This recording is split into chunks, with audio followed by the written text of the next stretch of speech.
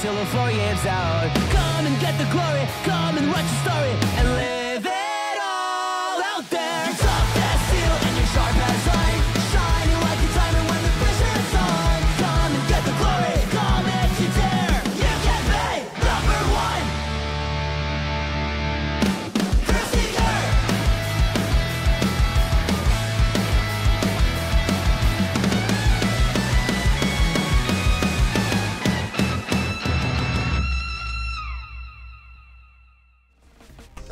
Good evening, everyone, and welcome to the Training Mode Network. If you are new to the Training Mode Network, we are a beginner and intermediate focused fighting game community. We run tournaments nearly every night of the week and community events on Saturdays. There will not be a community event this Saturday because I didn't feel like planning one. But I do want to talk about, we are doing this one tonight, so our Underboard tournament tonight is beginners only. But for the next Grand Blue Fantasy Rising, Guilty Gear Xrd, Guilty Gear Plus R tournaments, the others have already happened, it'll be beginners only, which means we'll have a more stringent entry policy, usually regarding ranked, but for Xrd and Plus R, it's just an honor system if you're a beginner or not. That being said, should be a great time. I'm really excited to see some of these beginners strut their stuff and hopefully look really good in this tournament. Other than that, we've got a great bracket for you tonight. I am joined on commentary tonight by Sammy Fish and Yuri Art. Good evening, y'all. Hello, hello. Cannot wait for this beginner only bracket. Why did I turn off the overlay? Why did I turn off the overlay? Come back, overlay. There we go. Okay. So first up, we're gonna have Arisu versus Rain. Sammy Fish, how do you feel about these two beginners going at it right now? From Rain I and feel wonderful. I feel like at least at a beginner level, this is one of those that like kind of sways back and forth really hard. It's like either Waltzing gets it and stays in, or Phonon like kind of constantly gets hits at full screen. So we'll see kind of how these players are going to approach it as we get a really early on grid break. We don't get to see that often. Like yeah, no, absolutely. The dangerous thing about this matchup is, and not to mention, is the command grabs and the overwhelming pressure that Wallstein can dish out against Phonon. Yeah. Normally, this is a matchup that's slightly even or slight advantage. But with the buffs that Wallstein got with the system mechanics being updated, it feels like he's a different character now. And as we can get to showcase it here. Yeah, I feel like we're, as a community, kind of like waking up more and more to this character kind of being on the up and up, right? Like, especially coming from Claire, where we thought he was kind of maybe a little bit underrated, but still, you know, compared to the rest of the cast, kind of struggling. Now it's like, I think this character fights the whole cast really well, honestly. Very few bad matchups anymore. And as you see, Rain just putting the pressure on, but always able to get that good mash out so far. Gonna go for the enter. We're gonna spend it. Okay. It's gonna get a good knockdown. Yeah. Dash up afterwards. So doesn't want to get too aggressive with it. But you do have CS, and you don't. Keep an eye on rebeats. Now, Phonon's rebeats are not really that good, to be exact, because when Phonon rebeats, he's either -3 or -2 for rebeats. But in that case, then when Phonon rebeats, you take your turn back, and we see Rain taking full advantage of that. Okay. Yeah, I guess in the sense of like versus Phonon too, the characters' rebeats into the fastest things possible are very short range. Right. So, you know, everything after that's going to be big gaps, and that's actually where Wallstein can fit some of those, you know, slow but bigger buttons, right? Like 1A right there is a perfect example of it, but gets jumped over and able to get a hit afterwards. I want to talk about that mini zoning interaction that happened before there too. Sure. Arisu was trying to zone out Rain, and we're at to see one of Wallstein's new moves, which is 2-2X. That move is very good in zoning matchups now. So, and we were able to see Arisu be able to make some slight adjustments. Couldn't get the kill, unfortunately. Yeah, the new Gamma Wave looking move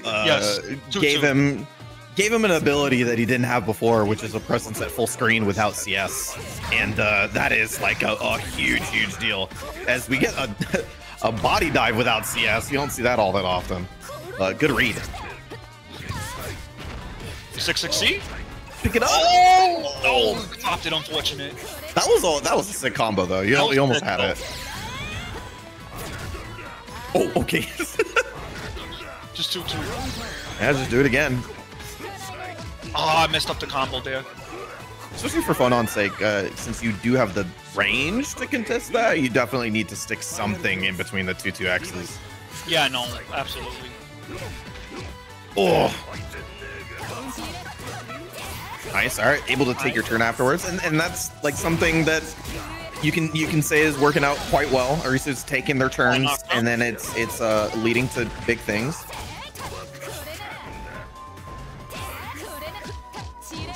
SCS once again, see if they get the opportunity to actually spend it this time, but no. No. Some zoning battles. Just a 2-2X is just taking full advantage. Nice. I do like that the jump fireball snipe as well. Can you maybe get a little bit closer? You can maybe use 2-2X instead. Yeah, when you combo off of the fireball, you can combo off of it if close up. I just don't know what the route is for it. I've seen Fonon's combo off of 5A or 2-2. Yeah, and then snipe at full screen. I like that going up into the air. That's one thing that you can do versus that fireball definitely. If you have an air option, right? The gamma wave only stays on the floor, so it's gonna force them to either have to get up closer or just have to respect it at full screen and maybe just shield it out. But that's a different problem for a different time. Yeah, I like the adjustments that Arzu was able to make in a second set of the match, with able to do jump fireball and just staying in the air prolong. I would like to see Arzu use 6FF a lot more in this matchup, just to keep Wallstein pinned down. Because the thing with 6FF is, will it cost grid? Yes. You're going to lose the grid a lot with Fonon when you use 6FF, but you're keeping your opponent at a standstill. So I like to see Arzu implement that this match. In mid absolutely. I think just general use of force function, I mean, this character's so good with it. You see, like, the best Fonon players will just kind of force their mix-up, especially when they have CS. Right. So it's definitely worth it. I mean, you are betting on getting a hit, but it's a good bet. All right, gets another big hit here. Also being a little fearless here with that 1-up 5A mash. The previous run-up throw worked out, so maybe feeling confident in doing something like that. Oh, you need to see that CS right there to keep yourself safe. Now the Wallstein has CS. Yeah. Whoop. You get that combo this time? Oh, tried. But I like the way that Rain is comboing into the counter, recognizing the hits that person is getting. Right, for sure. And it's really just like the very specific sort of unique combo things of wall bounces kind of create different timings, and you just get more games, you eventually get used to that. Oh. Now, I like that right there. Arzu's mixing in his staggers now into no cancels instead of lead beating. Something you have to do as Fonon. And making it more ambiguous. Did have a 100-meter. I don't know if I've been able to snipe Fonon out of the air in that situation, but it's another hit, has the positioning, just gonna leave a meaty out there for Rain to get hit by. In a really good position, especially with CS. Yeah, gonna use that backdash to make sure they don't tech out of the corner. But finds a hit afterwards. Wasn't able to get that combo. Could have used CVO to kill, I think. Ooh!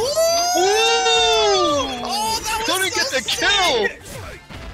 Oh, I don't know if I've ever seen that before. Oh, thank God. That was so fucking cool. That was cool. Holy shit, I've never seen that before. I've never seen that combo. Okay. That was awesome. Funny. That was funny. I love my 226C into 5A combo. That was awesome. So really, I want to say one thing for both players. I think it's an easy thing you guys can fix on both sides, and then Yuri can give his things really quick. Arisu, just consider that we are Fonon with CS, FFCS. Just go for the mix-up. Like, just shove that into your game. You'll get more hits, and then when you don't have CS, it's going to be less of a problem because you'll be getting hits more often. You'll be gaining grid more than the opponent, and having grid not as much as the opponent because you're using FF won't matter as much. On the side of Reyna, Every now and then establish that you'll do wake up stuff. Wallstein has a wake up mix that is really annoying to deal with, and it makes people fidget a little bit and maybe even hold their mix ups a little bit. If you get an opponent to hold your mix up once because they're afraid of your wake up, you've won. So consider that for more options. Other than that, great stuff from both players. Yeah, no, Sam, you basically said what I wanted to say at this point. Well, another thing I would say is be careful with the shielding. I noticed Arisu got a lot of grid broken in that set with the command grabs, but that's okay because, you know, it's Wallstein, you can do the command grabs and really force the FPS.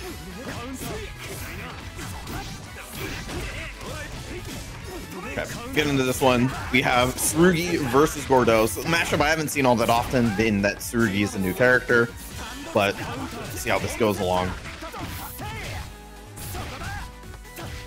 Generally, Yuri, I'd like to ask, like, what would you categorize Tsurugi as a character for the people who haven't maybe like played this character often? Because a lot of people are kind of playing the same characters they were in the last version of the game. There's not a lot of Tsurugis online, so what do you think of like how this character is a traditional rushdown character. Okay. Traditional rushdown character. He's got very good staggers. His FF incorporates a lot of options from the rushdown. The aspect where like you could just put the shield up really and force your opponent to like to be scared of the shield options. You can go for a high with the shield, you can go for a low, and it really enforces how the opponent has to deal with it. Obviously the FF is weak to lows, right? But there's other options he can go into as well. Don't quote me on that because I'm not really 100% sure on Tsurugi, but Tsurugi's very rushed down, very fundamentally under Knight. Like right there. Yeah. That interaction with the FF encapsulates what I think of the character. That he can bully his way in. I think you hit it on the head. That like one of the things that the character, like you're saying that you blow up the shield by doing lows, but you know, not every character has like full screen lows or anything like that. So when he's operating outside of your low range, it's definitely something that you have to worry about. And then he ends up using his meter to extend his combos, extend his pressure, help him guess a little bit more, because he does get to do stuff like high lows into, you know, spending CS, spending super to keep himself safe. Exactly. That tackle super freaking good. Yeah, no, the tackle super is really good. It's a good pressure reset, right? If you're using pressure, you're plus on block still, you know, which means you can extend your turn. It's very good as a combo ender as well, if you're going in for the kill. Like, he's a very traditional, you know, rushdown character. Yeah. So he just has his guessing is more out in like neutral in terms of like how the like a rushdown character works. So like Akatsuki has to like dash in and kind of make guesses with his body. This character has another option in terms of using FF in order to just block through all of this stuff just like that. He's showing it off perfectly. All on full display. Yeah, really appreciate the perfect example. Gotta shield that. Not only is it a free shield, but it also limits Gordeau's options afterwards.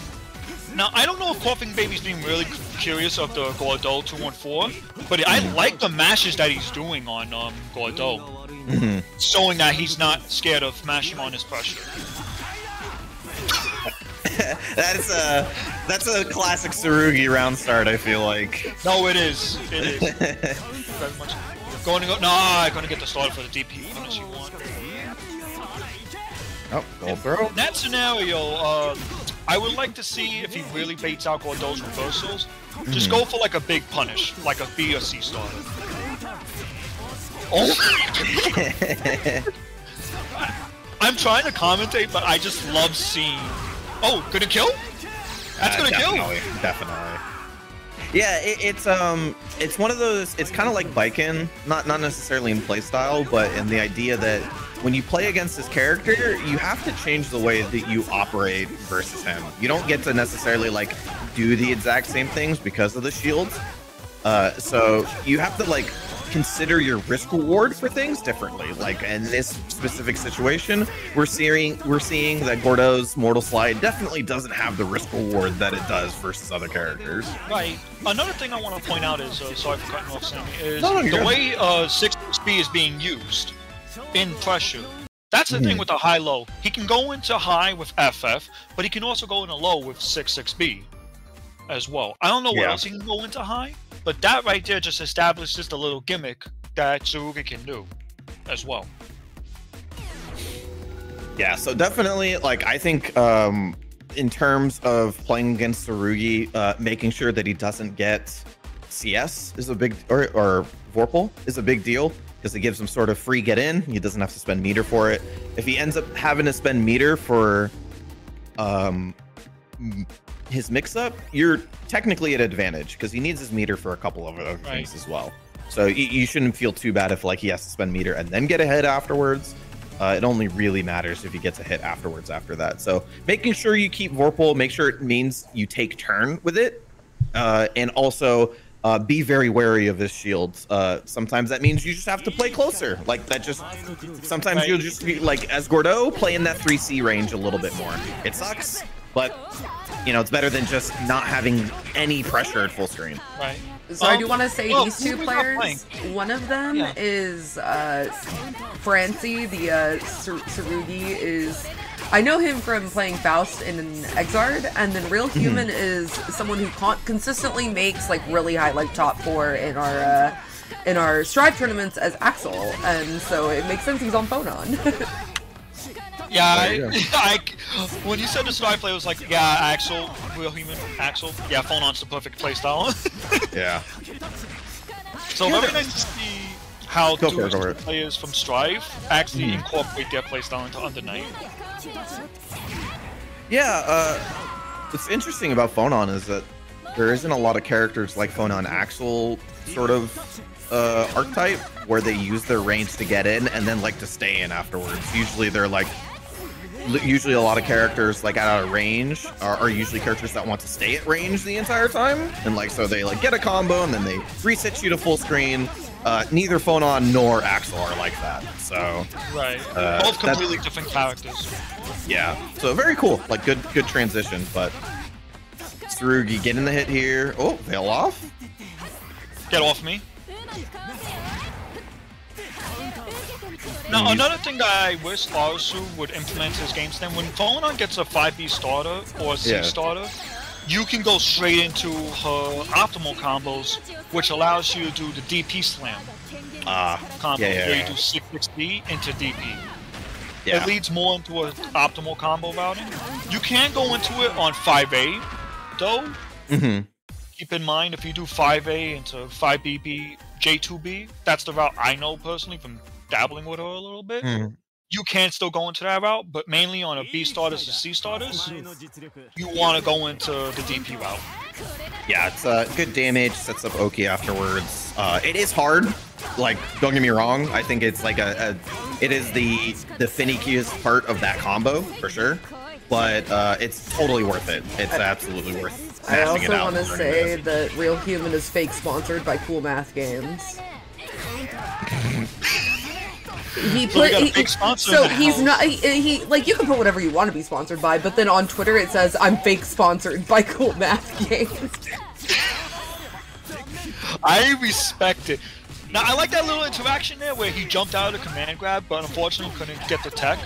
When going up against Tsurugi, any Tsurugis that do command grab in mid pressure and you get the gold to get the gold rings, you tech that immediately. Yeah, it's a little hard. There you go. Yeah, it's definitely a little hard because gold throws don't happen that often at mid-level on purpose. So it's kind of difficult, but you get used to it over time. Plus frames. Yep. Oh, just whip throws +2. A huge grid break. See how he wants to end this. A big damaging combo. Boy, just outside of veil off range. To be able to clean this up. I call that a mental stack move. Like, okay, you're just gonna VO, I'll wait. Oh, no, not quite. Yeah, and then just went for the all-in there. Hopefully it hits. It did not. And that's what I called that pulling the lawful. Shout out to lawful, by the way. Alright. So yeah, now Real Human kind of getting just ran over by the Tsurugi a little bit, and needs to find their way in terms of opening it up. But getting a shield off of the FF follow-up, I forgot what it was, the shield hop kick thingy that he does. Good way to stop his pressure.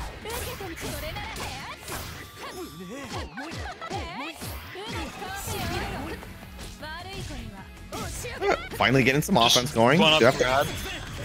Oh, I think he had the right idea in terms of like wanting to deal with the CS, but putting themselves in the air obviously gives the opponent an easy punish. But gets a hit. Yes, nice, able to clean up. Now, that interaction right there, that is both a character weakness of Phonon with the lingering hitboxes. So you can definitely get some funny interactions. Off of that.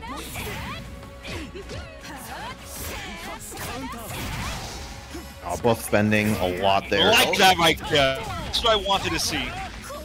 I like that because he had a funny feeling, Rihun had a funny feeling of getting Tsurugi to an FF, so he used Phonon's low, which is 3C.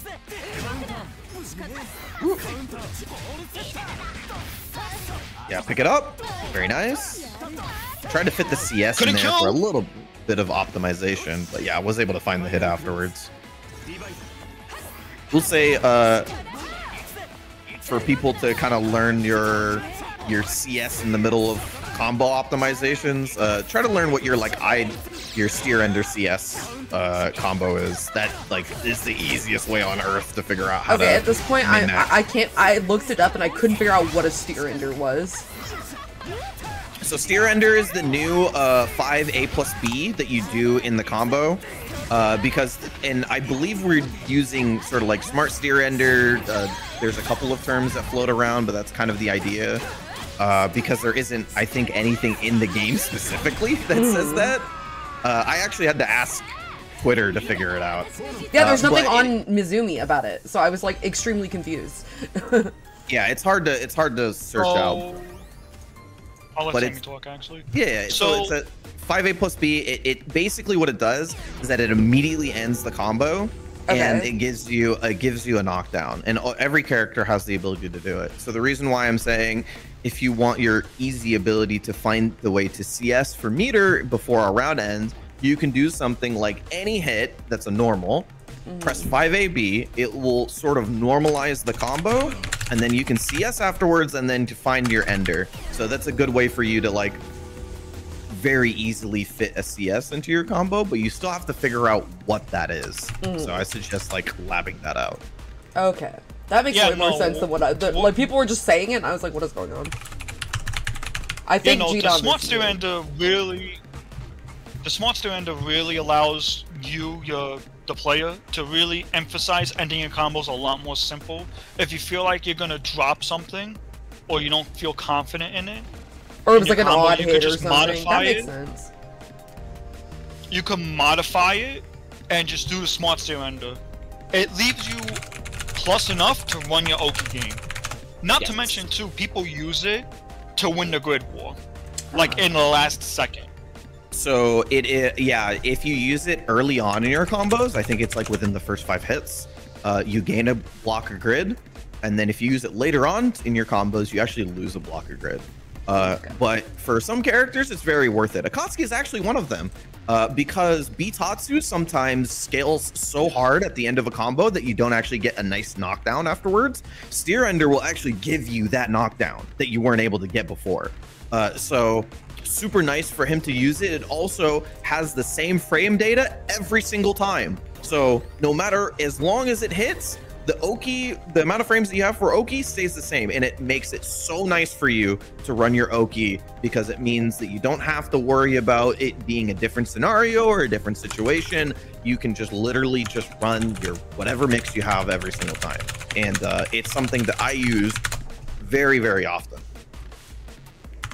And I also use it as well for Kaguya as well when I'm coming to end my combos. Because with Kaguya, the damage from the smart steer ender still remains unprorated. Well, how do you pronounce that word, Sammy? If you can help me out. Unprorated? Unprorated? Yeah. Yeah. Okay, so I'm saying it right. It really makes the combo do a lot more damage near the end. So you can go for something not like, what, 4K? You get 4.5. literally at the end of the combo. Doesn't matter if it's CVO'd or not. You get like a huge damage boost off of it when you do it at the end. Yeah, it's a super nice tool. I think it like makes a lot of things really easy and nice for a lot of characters. But let's get into this one. Aurier versus Akatsuki. Definitely kind of an annoying matchup for Akatsuki because of Aurier's range, but definitely has the ability to get in and make this character guess. See how this goes. And that's a great first start here. Now that's the new change that Aurier got. She actually has a DP now. Yeah, so that's actually why the matchup got a little bit more difficult, because you used to be able to almost jump on her with jump 6C without any problems. It was so hard for her to actually deal with it properly without like a shield read. Now she can actually just DP you out of the air, which makes it a little bit nicer. Oh, get this combo. Can we kill off this combo? Not quite, but yeah. Using that great range that Aurier has. Yup. Super good. One of the things I like to point out is Lemon Lime's doing a good job with the spacing. Like utilizing the pokes. Yeah, this is definitely one of those matchups where dash blocking is like a big deal for Akatsuki. Oh my god, we're going to CVO? Do you have these? Do you have these early CVO combos? Oh, I was gonna pop off. Yo, same. You don't usually see it all that often, but you know, CVO does have the damage bonus. We blocking the overhead. We blocking the overheads. We're blocking overheads. We're taking our turn back on reaction. I like to see it. I believe GDOM had meter for it, so remember that you can cancel 6B into EX fireballs. Good way for you to go for that guess. Yeah, I'm not sure, but I had a feeling, considering how much meter he spent and how long the games have gone. So, from when I looked in Aurier chat, I think you can actually combo off of a counter hit of 236 AA if you get the single hit for it. Oh, okay. Don't quote me on that. So I really would like to see Lemon and Lime start utilizing that more. Ooh. We have the anti-air combo. Oh no! Oh, I was about to pop. I was like, oh man. Wait, that kills. Yep, that's all that matters. Into a drop, into a perfect kill.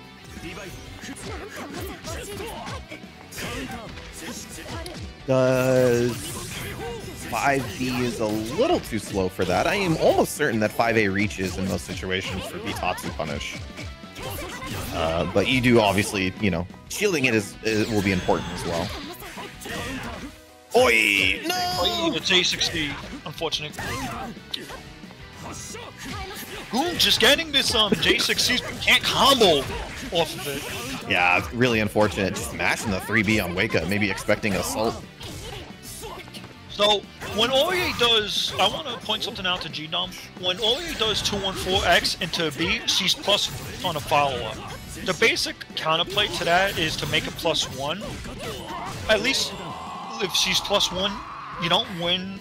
You can't take your turn back, but you can at least deplete her of the grid. That's something I want to keep in mind. I want to point out.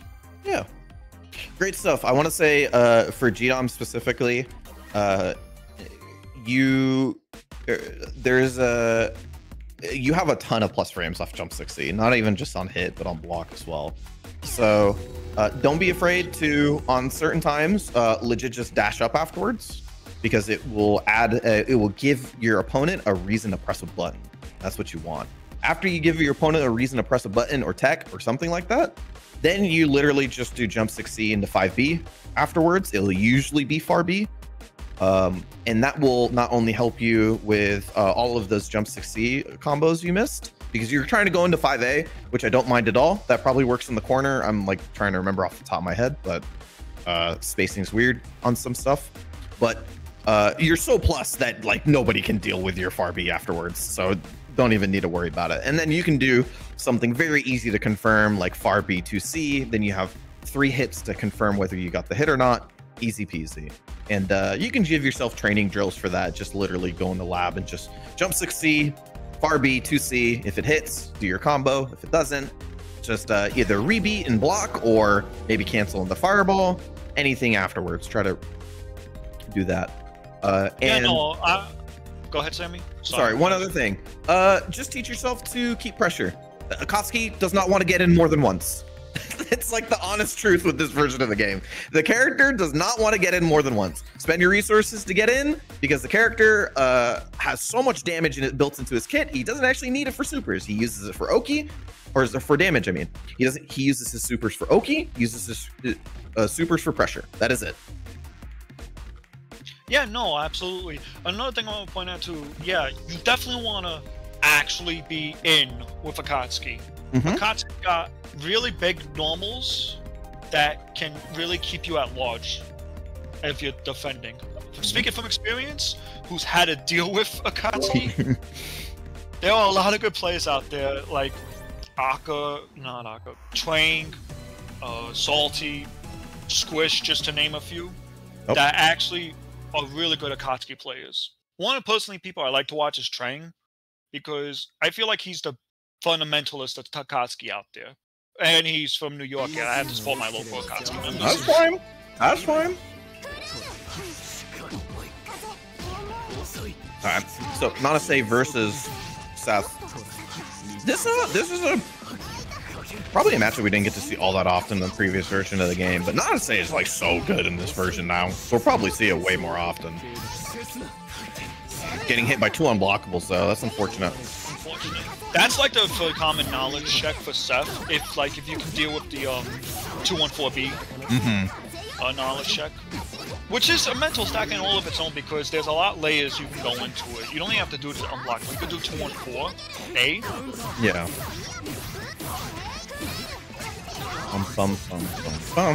Jungle Snipe's able to turn the tide. Yeah. Nice. Nice high. Yeah, I love the flow here, right? Use the super to get a nice knockdown, use the CS to run your mix-up. Attack. Take your turn back. Nice. Nice, able to recognize the unblockable. Yeah, making adjustments, I like it. Ooh, pressing buttons on there. Maybe and went that for... was really risky as well, to press the buttons. Totally. On 2-2C, because Nanase's mix-up options are really varied when it comes to 2-2C. There is basic counterplay to it that an Omen can lab out for it, but even still, labbing out the counterplay, it's really okay. I don't know what happened. I just got hit, unfortunately. But yes, at least I would say for bracket, if you don't know who your opponent is, like you haven't played against them, start with layer 1. Just put them in a continuous block string afterwards, or a frame trap. See what they do, because that is people's inclination when they don't know things is either to mash or to defend, and one of those is safer.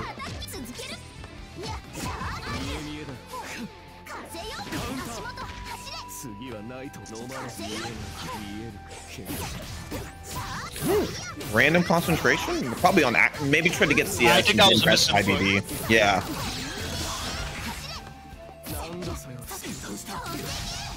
Wanted CS, but was able to wanted CS, but couldn't get it out. Yeah. Okay, so one of the things I want to point out is Jungle Snipe is doing a lot of 214 into the follow-up C. Nanase is punished for like a frame or so, I believe she is. And so if you see it just go into the teleport, just mash the button. Mash 5cc or lab out what buttons work off of that. That's one thing I would like to point out to Omen. Alright, let me see this. Ender. Fioki. Going into the 660 high mix-up again. If it ain't broke, don't fix it. And it's definitely working. Yeah, I mean, I honestly think that's one of the reasons why Nanase is so good in this version, right? Like, she gets a combo. The combo takes freaking forever. So you usually win CS afterwards. You get the knockdown, you get to run your high-low mix, and then you CS afterwards, and you're either safe or you get a combo. And then your long-ass combo happens again. You're probably 2/3 of the way through the cycle, and then you get a mix ran on you again. You have to guess for almost the game, probably.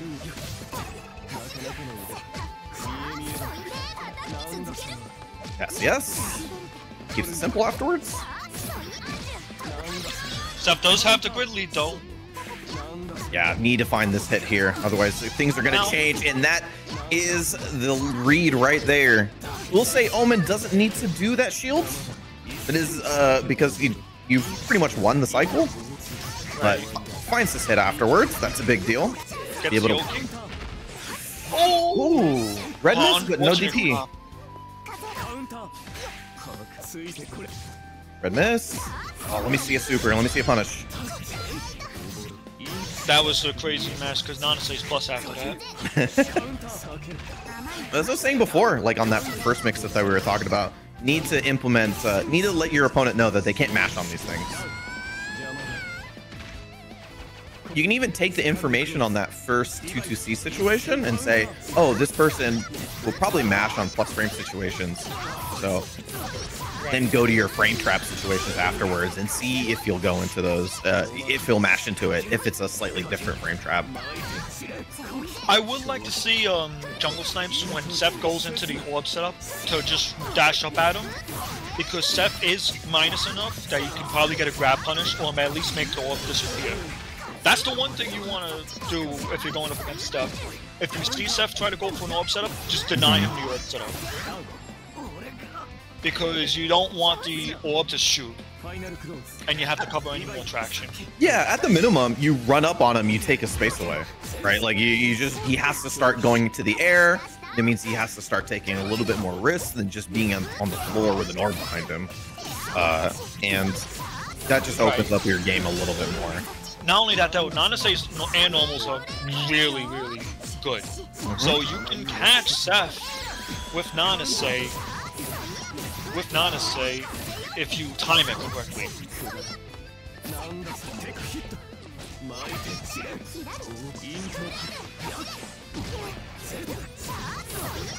Oh no, it gets hit out in footsies. If you don't drop here, you kill? Yeah. Good stuff. So I want to point out to a few things as to Omen. What I would like to see him try to do less setups in neutral and try to dash block against Nanasei a bit more. I saw a lot of fireball interactions that could have probably went his way. So the key to Nanasei is you want to actually dash block of fireballs.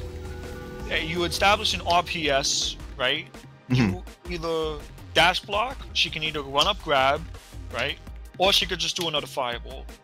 The point is you want to be more patient with Nanasei and just take the safe option, which is dash block. Because at least if you go for the grab, you take away the fireball.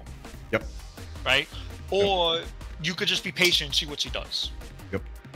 It's all about knowing what the Nanasei player wants to do. Yeah, the reason why the Nanasei actually gets the options that she does off of her fireball is because it has all of the time for her to run behind it or run in front of it, right? So by dashing up, you actually negate that ability just slightly. It makes it way harder for the Nanasei player to do that sort of thing.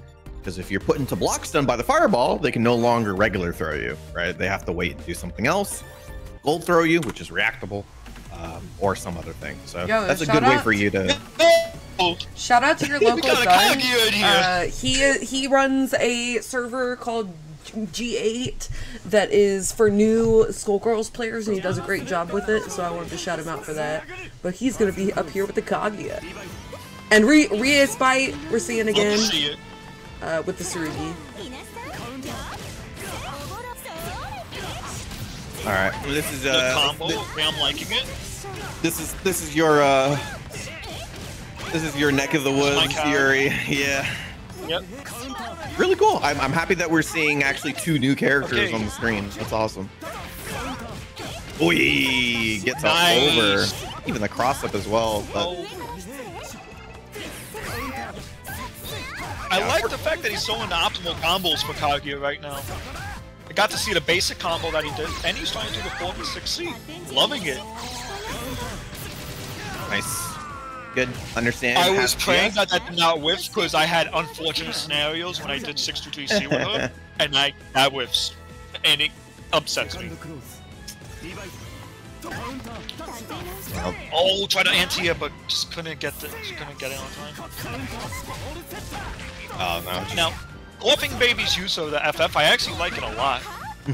Like showcasing it, like, hey, I have this option, you better be ready for it. and just showcasing like, can you actually figure me out, like as a get. Yeah. Not sure what Tsurugi's combo is there for the air-to-air, but I like what he did. Just a nice, simple combo that led to a knockdown. DP? Yeah, very nice. The armor! Again, yep. Again, that's the issue with Tsurugi in a whole, is that you really have to be careful of how he showcases FF as well. There we go, nice adjustment. Just run up and delay. Yeah, it doesn't seem like it because you're kind of in the thick of it, but FF has a lot of startup. Tsurugi shield stance has a lot of startup, so dash up to 2A is definitely an option, or dash up low for a lot of characters is a good option.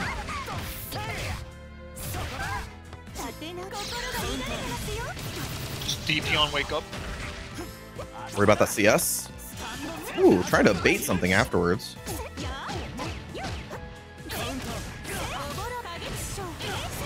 Nice. This is a really good situation here. You have CS, you have meter, you can get this knockdown. Oh, I want to DP. Gotcha. Yeah, unable to take it. You get a 2C counter hit in that scenario, you can really go for like a really damaging combo. So if you get a 2C counter hit, you can do 2C into JCIC and go into 6-6C.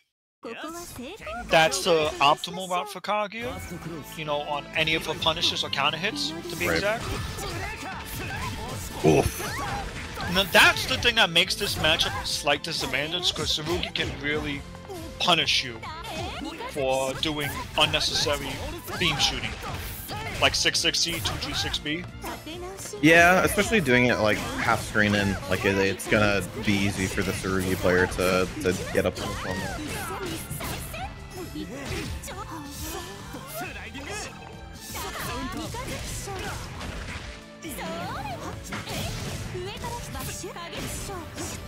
Okay. Oh, no, I was gonna say pretty similar situation. You have all of the resources that you need.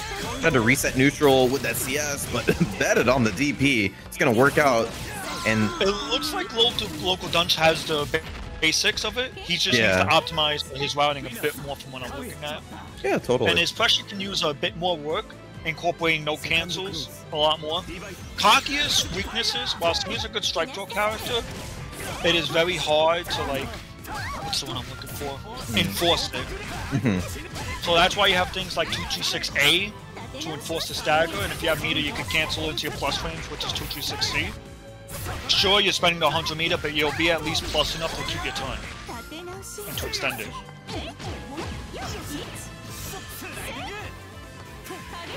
Oh, couldn't get the punish here.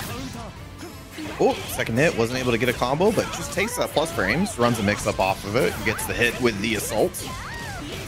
Again, great position. You have all the resources that you need, and you're going to use a little bit of it for a good knockdown. Oh! Okay! That was nice. That was a nice up shield. Called out the assault with it. Oh, red miss. Doesn't do anything with it. Okay. I want to point out, if you get a 6-6B and you go into 6-2G8, you can link 2A off of that. Okay. Into a combo. Nice. CS, DP. Called it out before the armor can kick in. Yeah, and then got the punish afterwards. Great stuff. So tying it up 1-1. It's great stuff from Dunce. I'm liking what I'm seeing. Just need to incorporate a bit more no cancels. Do better routes, but you know that comes and goes. Yep. But I'm liking what I'm seeing. You definitely do what I do with a lot of routing for characters. I call them Sammy combos, man. They're combos specifically for me. I mean, because I can hit them in the heat of, you know, combos for old men, you mean? Sorry? Combos for old men, you mean? I'm not that old, bro. Come on. I'm just bad. Dude, people call me old and I'm 26. Okay, I'm older than you, and you're not old either. So, and I'm not old. No, I've always done Sammy combos because I just want combos that don't have pain points. True. You know, and if I'll in this game specifically, dropping a pain point is like usually 150, 200 damage. Usually not that big of a deal. Boy, there you go. All right. See if we can clean this up here. Probably can do it with just IW. No!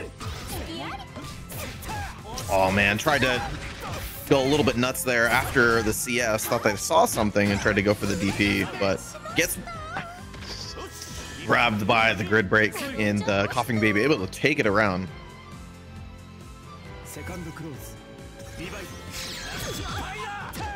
Classic round start. Nice, able to get a punish here on the mix-up.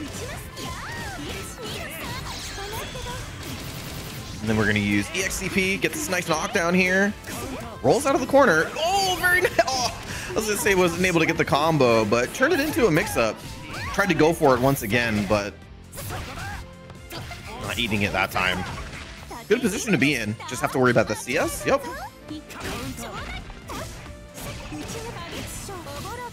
There you go. Nice, make this nice and simple. Yeah, it doesn't even need to use the meter. I'm saying those situations, very common for you, and if you're like kind of worried about how the mix-up's gonna go, just doing stuff like steer under IW is always a great way to clean up your combo, but good to save it if you didn't want to spend the meter in that situation. Going to final round, especially having 200 meters, is going to be a big deal. All gets opened up, no combo afterwards. Well, I don't think you want to grab you. I don't think so either, unfortunately. Knockdown? Oh, mistimed the meaty, unfortunately. That sucks. Gonna give up cycle for that too.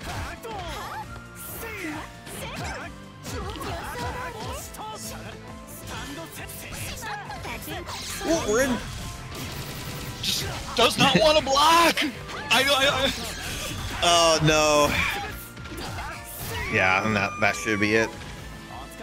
A little scrambly back and forth there towards the end, but nonetheless, Coughing Baby is able to take it. Reese. I do. So this is kind of a general thing for a lot of players, but like when you're kind of like in the like your tensions are running high and you're trying to like noticing yourself that you're dropping combos in the middle of games and stuff like that, it's not bad for you to just do literally the easiest thing possible. This is a game where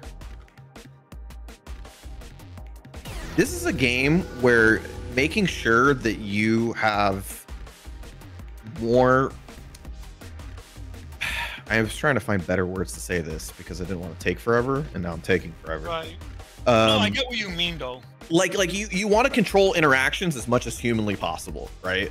It's very difficult in this game because this game has the ability to like basically turn the tides every cycle, but you want to control as much of the game as possible. And so as long as you're able to like get a hit, just do a regular ass combo, get a knockdown, run your Oki again, you're much better off than you trying to do you know, the toughest thing possible or something like that. I get that you want to, like, let's say go into a bracket and try to lab your best combos, but as a beginner and even some intermediates, that shouldn't be like your main focus. Your main focus is to learn how to play the game properly.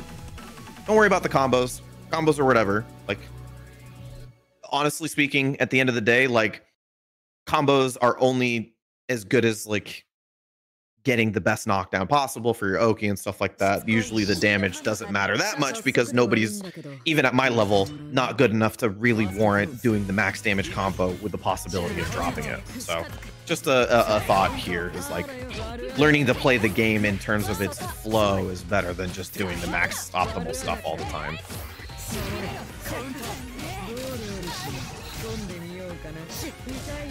Okay, so up now we have Pun Error. Pun Error traditionally does pretty well in our brackets. Gets like 13th usually. So definitely Very someone cool. I think will do well in this one. But then we got Real Human back up here with the phone on. Gotcha. See? Ooh! Yes! There you go. Wasn't able to get that knockdown, unfortunately, and that's a big deal, especially versus Byakuya, being able to play the game, because this gives him an opportunity to go into super. Yep, that's it. Wow, you're already better than Maddie. You have web setups. You can do the full BNB. You're already better than Maddie. And Maddie made top 8 last time. Maddie made 5th last time. With the Byakuya with no BNB and no setups was crazy. That was insane. But I'm liking to see the 2-2X mid-combo from Taragon. Yeah, for those that don't know, that play Byakuya, Byakuya can actually go into 2-2X now. 2-2X and UNISC. And I find those combos actually hella stylish. Yeah, they're cool. And that's really good too, by the way. His new 2-2C, being able to snipe people at full screen. It's an interesting case for spending meter. The character obviously loves having 100 for the setups after they get hit, but it does open up your options at full screen. It's very nice.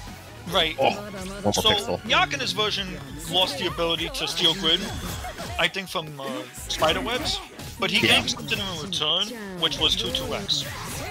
And I feel like in return, that's a really good exchange for him, because now he's able to cover majority of the screen position that you normally wouldn't think he'd be able to cover now. Yeah. Yeah, that was highway robbery. Good shit, fun error. I will say that I think that using 2 is maybe a little bit too much. I feel like you should keep one stocked on you. But in general, the idea of just using 2-2C to threaten that space is so useful, and you should just consider like what that means to your opponent. Right. Another thing I want to mention is I'm loving the patience that Taragon is showing. Yeah, totally. Against Phonon. You have to be patient against Phonon. Phonon's a character that will mental stack you if you don't know the knowledge checks. And I'm seeing Taragon navigate the space with Byakuya extremely well, especially for a beginner. Oh, nice. Get this combo.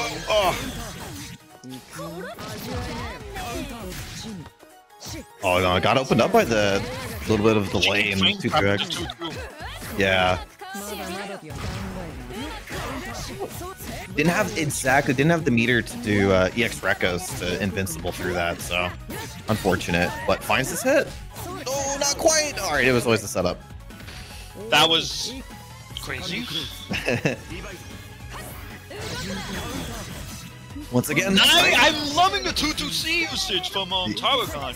Yeah, it's so good to make an opponent who normally feels comfortable at full screen feel like they don't have that option. Yep. Okay, what's the setup gonna be? The TK? Yep, this is what I'm saying. Like, if you only use 100 and use that space and threat afterwards, then you have the ability to get the setup. Yeah. Alright, just win cycle. That's a big deal. Damn, run up.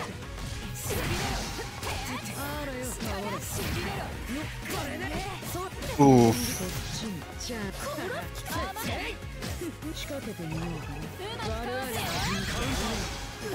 Oh, you know, I actually thought that would work too. All right, it did work the second time. All right, 2-0 for pun error. Okay, this is more Phonon specific things, and I'm not like a Phonon master, but I do watch Silent a ton because I think he's a really, really good player. And one of the things that I think he does really well is that, and this is a more conceptual thing for later on, but he controls grid better than any other Phonon on Earth, and that's not even close. Because he found a way to make Phonon like constantly have grid, which is wild. And he spends FF like crazy. One of the things I want to say is that when you have FF, don't be scared to just spend it for the mix. I think I said that last time, I don't remember, but it's so worth it to just make your opponent guess, because there's very few things in the game that are legit just guesses, and that's one of them. And then the second thing is that consider doing stuff like round start BDP into charge, or is it BDP or is it ADP? I don't know if she can cancel her BDP. I don't know, but do your DP into install. It's not just because of the install, because it has its benefits, but also just it's a new way that the character gets to take plus frames and run at you, and it also controls the space that the opponent doesn't normally get anymore. The install's got a lot of benefits, right? The install definitely have a lot of benefits.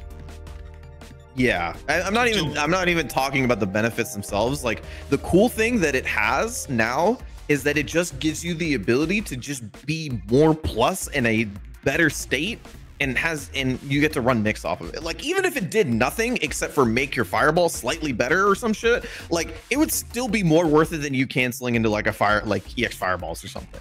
It's or 22C or something. It's so much more valuable than canceling into any one of their other supers, because you're just plus and you're in a better state than you were before, and you just get to run up at somebody using something that is super fast and controls space in front of you. Just do those two things. I think you'll find out that, like, you just get more interactions than the opponent because you're plus more times than the opponent. Right. Like FFCS and doing DP into install. Okay, so we got Micklin versus Lemon and Lime. So Micklin on the Carmine. We don't see Carmine much in this tournament, so this is exciting. Nice to see some Carmine. The character is super good. Very, very scary. If you want to play that character that kind of Byakuya rolls you a little bit, but a little bit more intensive in execution, but also has a lot more like full screen space control. Definitely a great character for you. Lemon Lime back up on the stage. Let's see how it goes.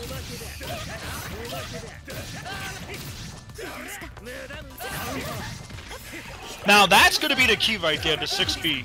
Yes, Carmine spends health, but if you can deny Ori the lockup, then you're golden. Ooh. Nice combo off this. Nice. I have to worry about everything that Oh no, the 6B! That sucks. But I really like the way Michia was really trying to, like, you know, keep Oye at balance with 6B. I would like to see some DP action though, as well, because you got the puddle there. Right? Yeah. You can catch the Oye at the startup with 226 if you DP, because the puddle's there. But looking at closest out.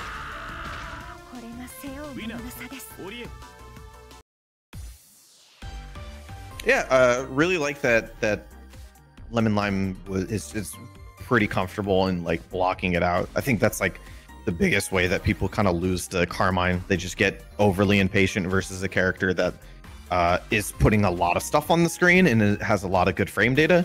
But you also have to remember that the character is also killing themselves, and that only doesn't matter if they get hits. If they're doing everything on block, it matters a lot. But if they're getting hits, it matters way less.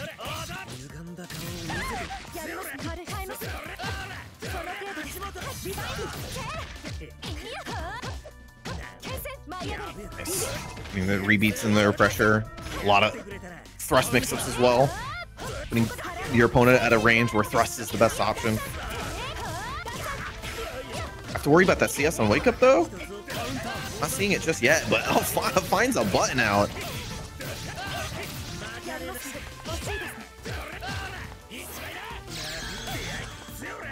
Oh wow, just did it in neutral. It worked out. Sets one bomb, concentrates for the rest of it.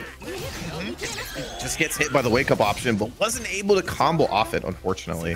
That will be another round for Lemon Lime set point.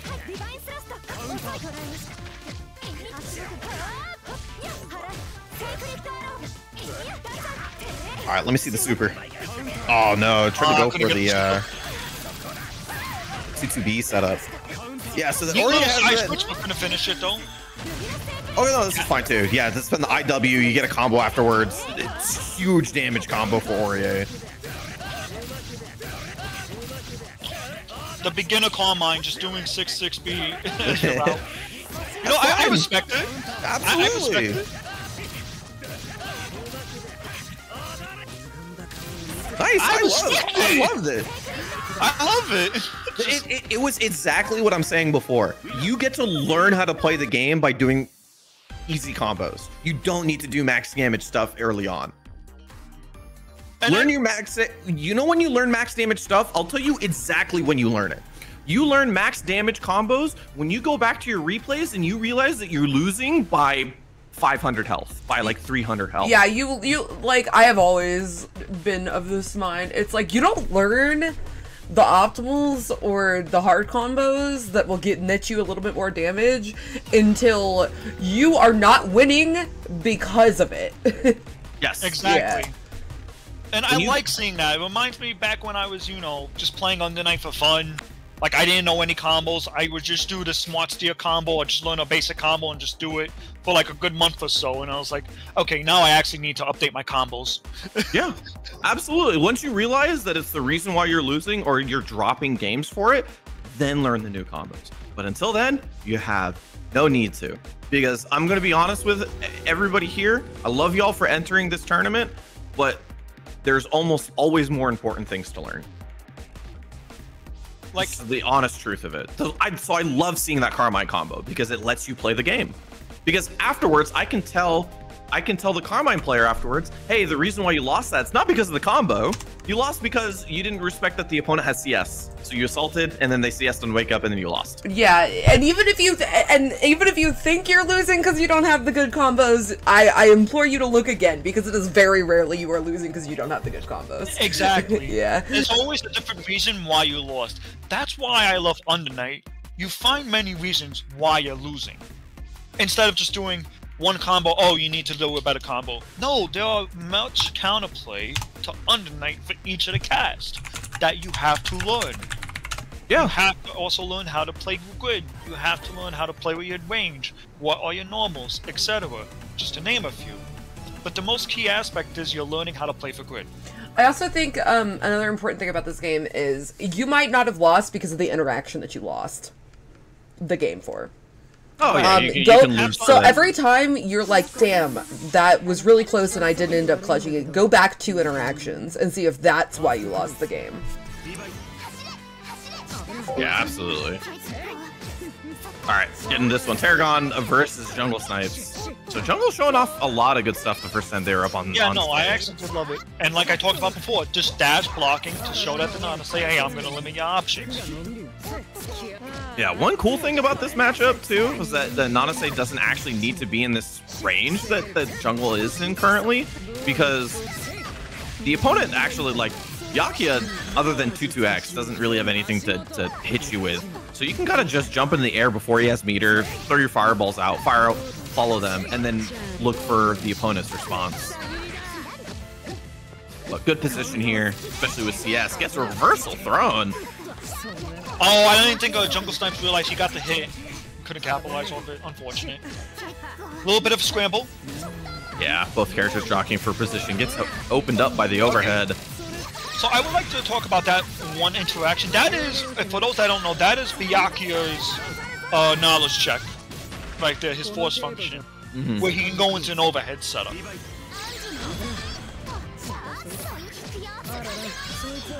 It's the little, can you react to this? Knowledge check, as I would like to call it. Yeah, almost every character has something like that, right? They have like this sort of like this like slightly long startup move. Yeah, like Akatsuki 6B, Gordo increased 5C. Almost everybody has something like that. I can talk about that afterwards too. That's an important thing. We got the haunted house set up here. That's a good way to put it, man. Well, that's actually the actual name of that. That is the actual name. Really? We call it the haunted house setup? Alright, I love it. It's called the haunted house setup. I'm scared as hell when I'm in it, so absolutely. That is accurate. Look, you're trapped. Where are you gonna go? Cool. Yeah, I'm down. See you later. Yeah, so why not? Go out of the house. I'll just wait for you to mash. Yeah. I love it though, honestly. I love that. Tarragon, I hate playing against Byac, but I love doing that. I love seeing that. I love seeing that Tarragon actually just down backed outside of range, right? Like, just, hey, cool, whatever, man, I'm winning. Like, do something stupid, run into the nets, see if I care.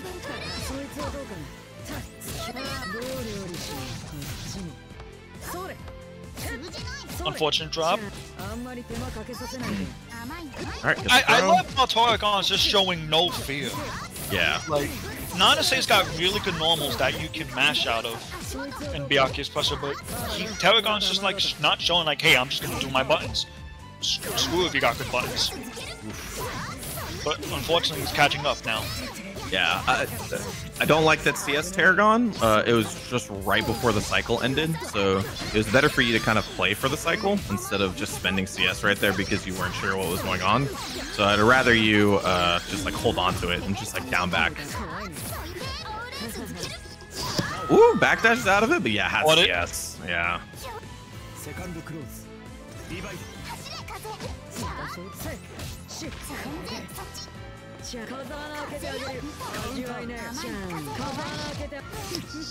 Oh, yeah. Weird, after dash C before, you kind of gave up his turn. Now he has this extra little thing that he gets to do afterwards. Ooh! Oh, I respect the attempt! It is not involved. It is not. Yep, gold Good girl. TOM. Nice, yep. It's a nice punish off this.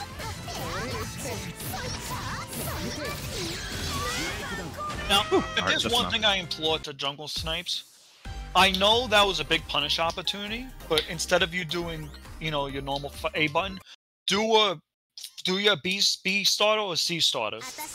I know that's a rookie mistake some people make with trying on the night, but in this case, when you get a big punish like that, cash out for the big damage.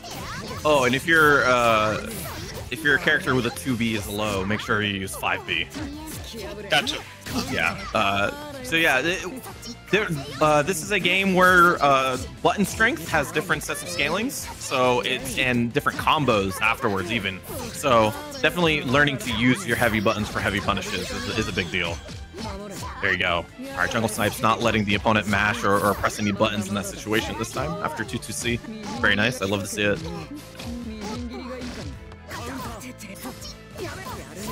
Oh, gets a cross under, gets a hit afterwards.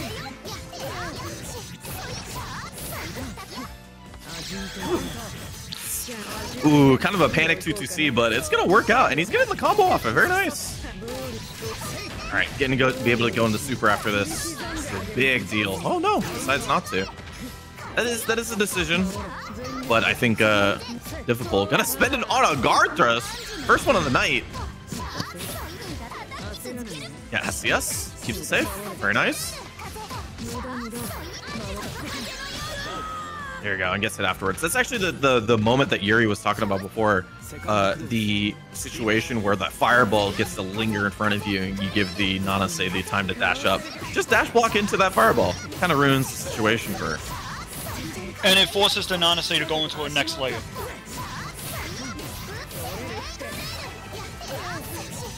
Right, gets another hit here. Has CS as well.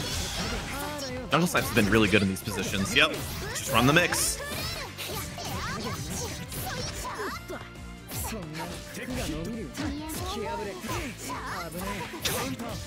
Yeah, gets hit afterwards, and that should be it. Great stuff. Local Duns, I'm with you too. I encourage you to think of guard thrust as like a bet in your head. To me, it's a bet in my head. To me, it's like, I know that I can get a hit if I spend this guard thrust here and I go back into neutral.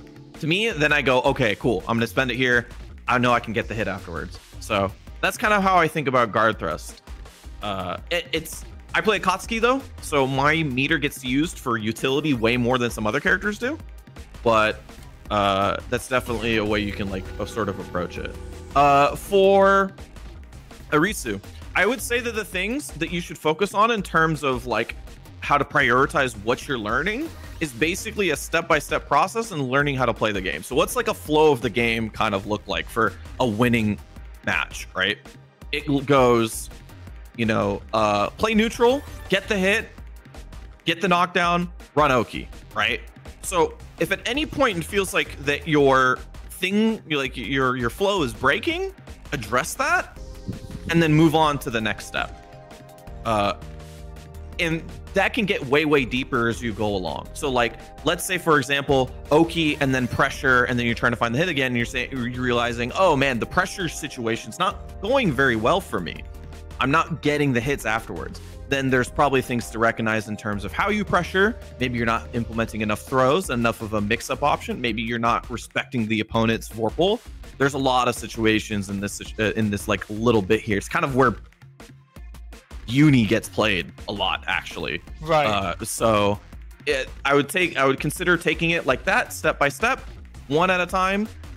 Look at your games back. Replay takeover is your best friend in the world, and just learn how to get from point A to point B to point C. And so point A, I'd say, is neutral. Point B is like getting the combo to Oki, and then point C is like pressure. That's kind of how I envision a regular fighting game going. Right, and to pick up where you left off, Sammy, replay takeover is probably the best thing in Under Night. I encourage all the beginners to use it. It's probably the best thing in the world. You can, if you're a phone-on player, look at how Silent does his pressure. You saw a combo that Silent does that you want to use, and learn it. Learn the combo. It's key to not only personal growth, but knowing what your character can do in certain scenarios. So I implore not only the beginners to use it, but also some intermediates to use it as well. Yeah, totally. Playing a beginner intermediate bracket. Yeah, definitely. Like once you get to that point, just watching high level play and trying to emulate a great way to go about it. And I can actually expand upon that a little bit more afterwards. But let's get into this one. The last step will be learning matchup knowledge. Yeah, that's how I've always broken it up. Oh, tried to get out of the corner. Oh, wasn't it the full combo? One more opportunity, but shield keeping the situation difficult for Aurier.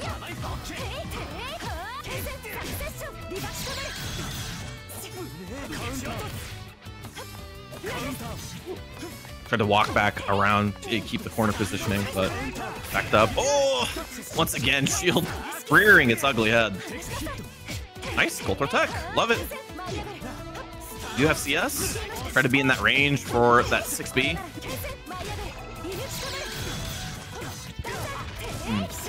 Trying to run Oki, 2-2B. Oh, just got mashed out on afterwards. Nice. Snipe, get the combo. Oh, not quite. It's okay. A lot of drops going on. A lot of drops, a lot of scrambles. Can't even pronounce everything that's going on. Alright, round start, gets a hit. Yeah, unfortunately drops that ender there. Gonna give Lemon Lime the opportunity to go back into mid-screen.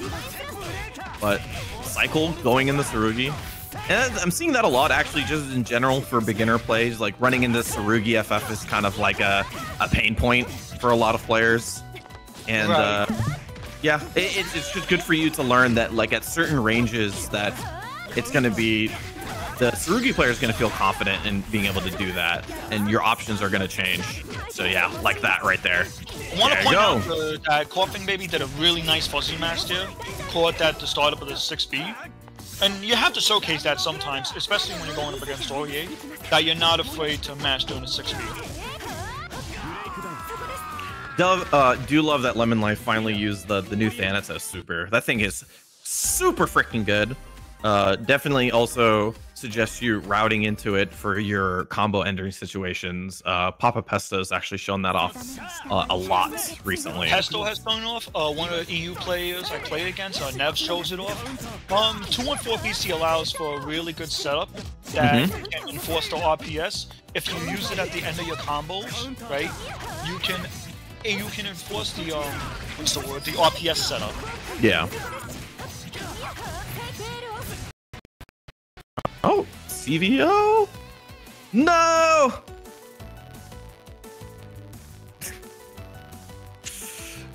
Oh, that's unfortunate.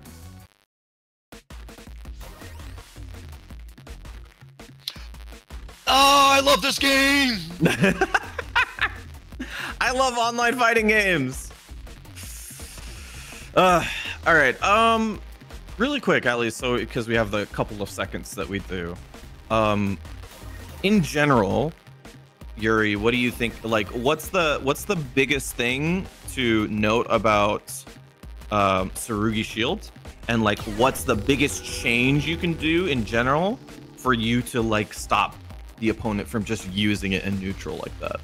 Okay, so from experience of going up against Tsurugi, the little I have, Tsurugi loses to FF, and Tsurugi loses to lows. So if you see a Tsurugi doing FF in neutral, don't be afraid to 1-up and do delay. Okay, they're just gonna start from the beginning of that second game because it's hard to like recreate situations from this game. Yeah, understandable. So back to what I was saying before, you want to show the Tsurugi that, hey, I'm not afraid to 1-up. If I see you do FF, I'm gonna at least delay my options, do delay get up, do delay 1-up, do delay. You know, anything that can, if you pick up Tsurugi's FF habits, if you can at least do the startup of it. Like I said, if you see Tsurugi start up, you can do a barrier breach, which allows you to, which is basically hitting them low. I think someone pointed out in the chat that Tsurugi's FF loses to lows. Yes. Yes, it does. Yeah, so a very common way is that, like, basically the character at this kind of, like, round start range, it's, like, a great range for Tsurugi to use FF. And those ranges, very good for you to learn how to just react low. Your best, fastest low option that reaches in that situation. You saw, actually, Lemon Lime tried to go there with the 2C, just slightly out of range, but right. Going to lab and, like, just kind of get a feel for how long it takes, because it is quite, I think it's like 17 frame startup or some nonsense like that. It's way slower than you think it is. I only say that because I thought it was way faster than it actually is. Right. I am double checking right now. I said a number and I'm not sure. 13 frame startup and then 17 frame when canceled from specials. There you go. There you go. I wasn't sure of their number, so thank you for pulling it up again.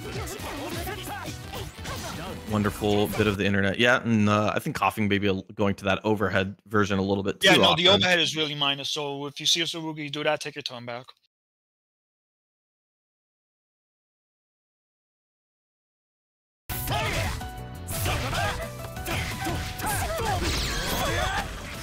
Again, Coughing Baby not afraid to use DFF to showcase that, hey, this is a tool I have. Woo. Yeah, red mist, gets the DP, nice and gets through it. Oh, knockdown. We go for like an FF mix, but oh, okay, all right, we're sitting in neutral. We just do the overhead. Oh, drop the ender though. Yeah, good situation though. I mean, dropped it, but you still had all your resources and everything, and then Reese able to tie it up.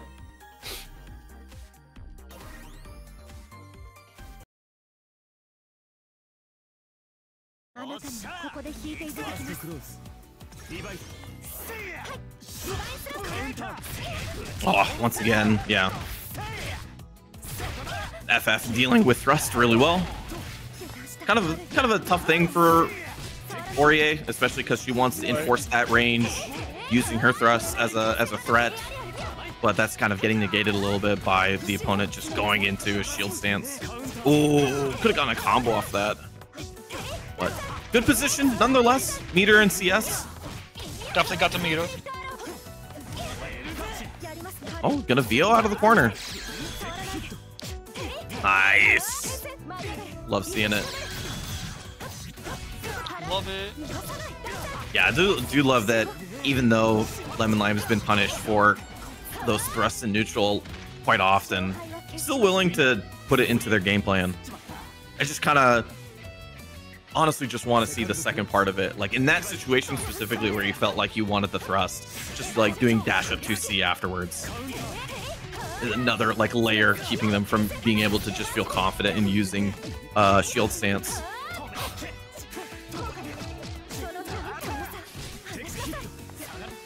Has these gold texts down though. Reactions. I'm loving what we saw from beginners overall, though. Honestly, Yeah. That was a good display. Win or lose, this was a good showing from the beginners that they should really be proud of. For every person that we watched today, I had something, like I saw something that I don't see from like even some intermediate players. Like they are on the right path for sure. 100%. And Lemon Line able to close that out.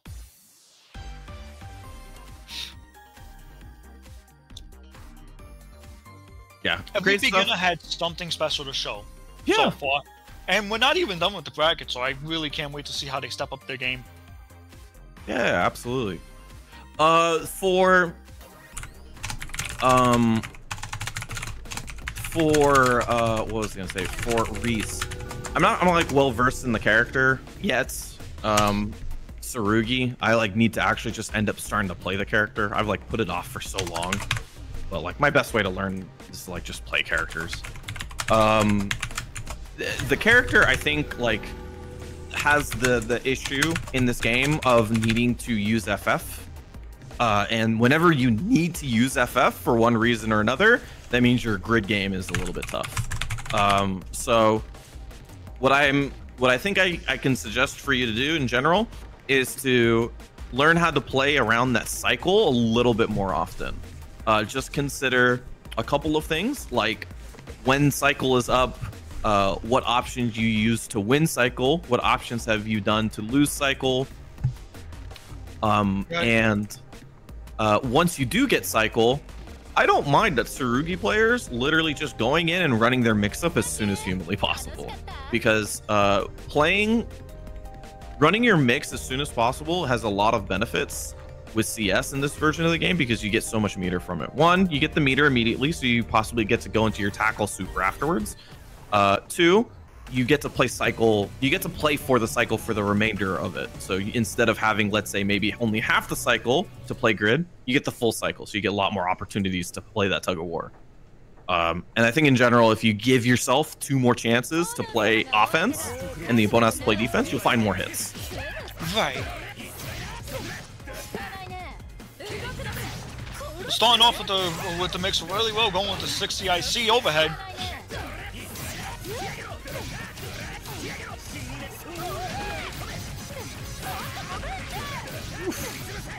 All right, gonna get the oh no super at the end of it, but just runs the overhead.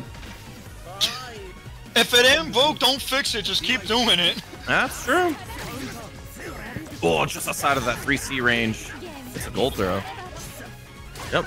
Yeah, I don't mind testing that again. Absolutely. See if it's fine. See when your opponent's gonna learn. It's a good thing to learn, by the way, as a player. Just learn. Hey, this person learned in 3 attempts. That's the thing you can use for your mix-ups. Run your same mix-up twice. See if they learn quicker. If they don't, that's their problem. Exactly.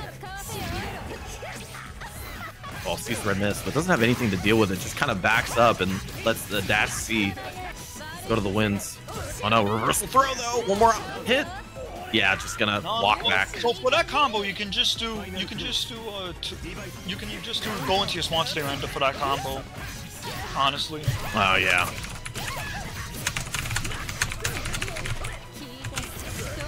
Love the no tech and the I love that setup. Yeah, that's a wonderful defense right there. But that goes back to what I was saying before. Oh okay, never mind. It's Okay, fine. yeah, IW. IW, good. Nice, walks it out. Very simple. Yeah. More optimally, I will say that was what I was going before, where doing stuff like DP into install, like very valuable. Because you're already in Veil off, just take your turn, force it. Yeah, gets a hit afterwards. Great stuff. Love, like, dude, no tech into Veil off. Mwah, mwah, so good. But I loved what we saw from the Carmine, though. Yeah. That was sick.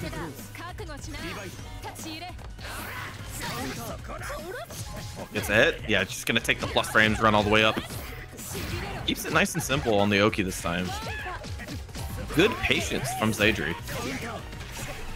We'd be careful with the assaults that Nakam is doing. Now that setup is not real, as much as I hate to admit it. So you're better off going to your combo ender. Yep. Fits that force function in there. Great anti-air for Phonon up close. Yeah, but unable to get the full combo there. Zadri able to turn it around on that last hit. Yeah, and now it's going to the assaults. It's like I was saying before, like just keep doing it until your opponent stops it. Especially if they don't stop and punish it. That's a secondary thing as well. Yep. But I love the resets that Nakam is doing. Sure, they're not real, but he's calling out the mashing very well with those resets. Yeah. It just takes their turn afterwards. Just run an assault. Bail off. Yep. Oh, okay. Actually in range that time. All right. All Yeah. right. We got some IWE. This guy does not want to hold anything. My man said, nah. Nah, I'm not gonna block. I respect it. Uni's not a blocking game. What do you want me to say? It could be a blocking game, but it's not. It's up to the player. So true. Oh, nice. Oh, assault right over the fireball. Wasn't able to get the combo, but yeah, back to the assaults once again.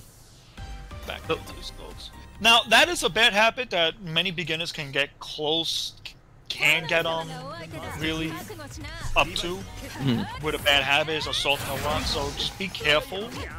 Because cautiously, if you keep doing it, I know it's for the grid lead, right? Because the assaults does give you like what, 2 grid, I think. Yeah. I don't remember the exact number. It's grid positive, yeah. Yeah, it's very grid positive.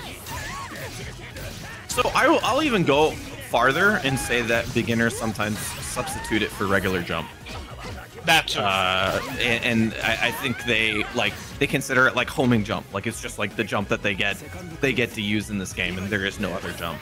I'll just say that like in this specific situation, Zadri's making it work into their game. It's up to real human to stop that, but in general, definitely learn how to implement your normal jump-ins, because your normal jump-ins have different properties and have different opportunities within them.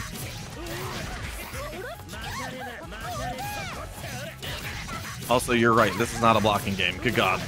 Nobody wants to hold anything. Nobody wants to hold anything. Oh, no. Yeah, that's going to be it. So, I would say blocking is your friend. I know people don't want to block in this game, and everybody says that Uni's a mashing game. But blocking is your friend, in all seriousness. In this blocking is your... This game has actually, like... the best blocking in a video game I've seen in quite some time. It's insane. It's super duper good. So I'm not saying that because like haha you have to block. I'm saying that legitimately you'll learn more by blocking. You'll just learn more about the game by blocking a little bit more. And if you feel like that you're blocking too much was making you lose, that's when you get to go back into replay takeover, and then you get to learn a little bit more about the game. If you mash on every wake up, you'll not learn much. You'll learn where people's stuff isn't real, but that's about it. Right. And so you don't get to learn when you get to shield things for punish. You don't get to learn when you get to roll out of things to get out of bad situations. You don't get to learn where doing stuff like jumping out is a great situation, like we saw before. Zadri actually did an assault over a fireball, which is a great read if you make that read, but that comes from blocking first and then afterwards turning it around. A very simple way to like sort of teach yourself how to do that sort of thing is just look at the grid. If it's at the very beginning of the grid, I don't mind you taking the risk. Just, you know, like maybe mash on wake up, who cares? Just figure out what happens. If it's halfway through the risk, don't mash. Just block, because you're actually at advantage in those situations, because the aggressor has to take a risk in order to win a lot of those grid war situations when you're blocking. And usually it's up to you to react to either an assault, a throw, or even just like pressuring for shield or something like that. So just little things. And then your game gets 90,000 times easier once you have CS.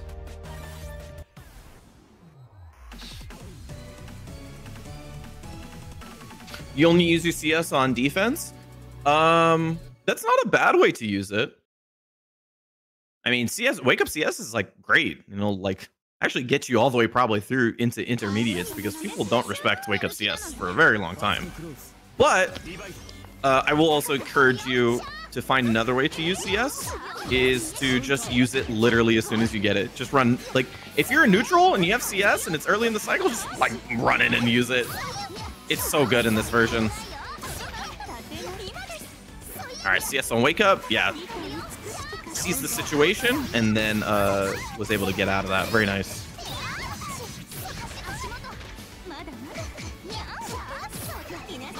Right. Nice. Love the rebeat mix right there from Insight, actually. Yeah, no, that was a really good rebeat mix. Okay, so 2B is a funny button for Kaguya. That button should not, I repeat, should not work in many scenarios. Because I've had stupid interactions with that button. Oh, yeah, unfortunately, just dropping these combos. Unfortunate. A lot of tight scrambles I'm not seeing. Gotta really get the combos up. Yeah, that's kind of what I mean when we're talking about like what part of the game you should learn. You're getting the hit, so that's fine. You just need you need to get to the part where you're getting to Oki and pressure, and that part's unfortunately not happening. So that's when you start mashing combo practice. Right. And by the way, even though I've been playing fighting games for like 15 years competitively, which isn't even as much as some other people that have been playing Uni, I still do combo practice, like, yeah, no, same. all the time. Like, just jump into training mode, hit the combo both sides 10 times every now and then, because you want to, you gotta make sure you gotta keep it up. So it's a muscle memory. And also on top of which, in Uni specifically, you need to shove as many things to the back of your mind as humanly possible. And combos are definitely one of them. Once you get your combos down, I don't mind you like trying to learn, like think about it, really stress about getting those combos down in the heat of the battle. That's totally fine because it is the point that you're trying to learn. Once you get that down, learning to make it so that your hands just do the motions without you thinking about it. Then yeah, no, that's how it goes. And then your brain gets opened up to looking at other stuff, like you get to look at the grid bar. How far is it in the cycle? How much meter does the opponent have? You know, all these other things will help you make decisions into the future.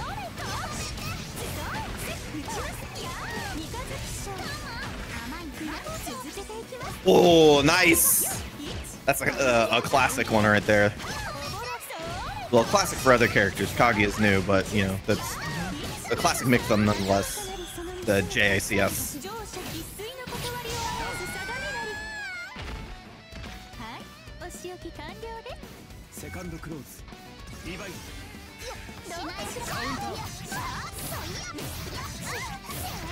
Oh, 200 meter. See a little bit of this Spence. No, all right, no tech.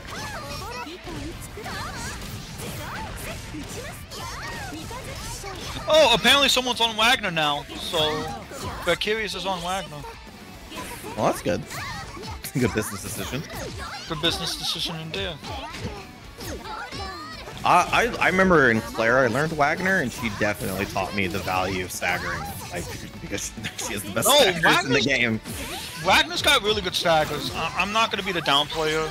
No, they might be the best in the game because the windows are the best in the game by far. Yeah. Your layer 1 could just be stagger, stagger, stagger, and just frame trap, frame trap, frame trap, and she really does teach you the game. Yep, absolutely. I 100% agree. She has everything that you want.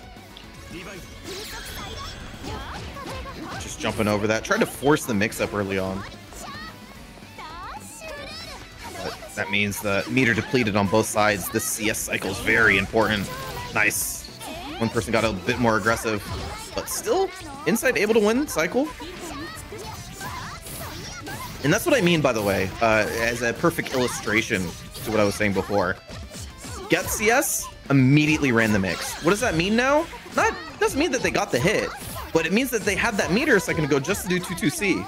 So they just have the ability to be way more aggressive than the opponent because they've immediately transferred that cycle into meter, and then they were able to play cycle for the entirety of the next one and still be able to win cycle again.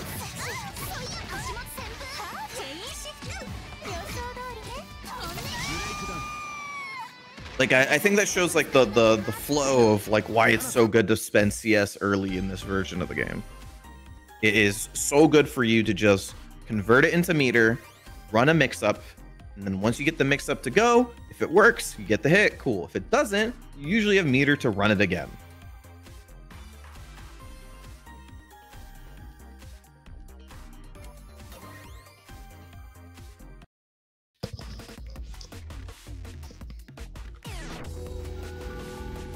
I don't know what to do when they just jump at me and not brainlessly 2-3-6B. Do you mean Nanase specifically?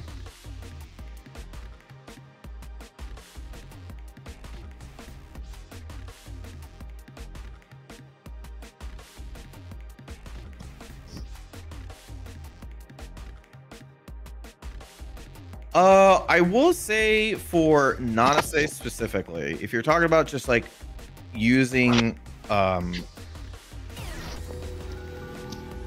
using like the you know, car itself, if they're not just like, usually what we're suggesting for a lot of players is what we're saying before, where if the opponent is kind of approaching it with fireballs first, to dash up into that space to make it more difficult for the opponent to run their mix-ups, as we were talking before. If they're just kind of floating in the air and tossing fireballs, or sorry, if they're just floating in the air and looking for you to sort of whiff something in space, just literally run up as far as you can before the Nanase can actually do something to put you in block stun. So it's like where they can do like FF float and then follow in with like jump C, like right outside of that. And then you'll find that like you're just slowly taking space from the opponent. And once they land, they have landing recovery. Take your turn.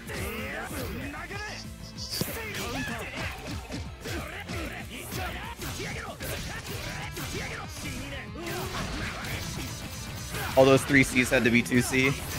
Dunce, I have that exact problem.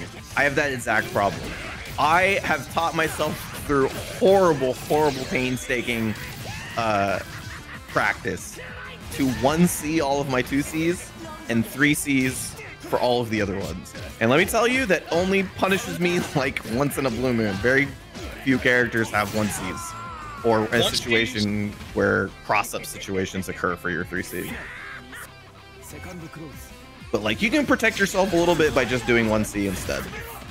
That will help a lot.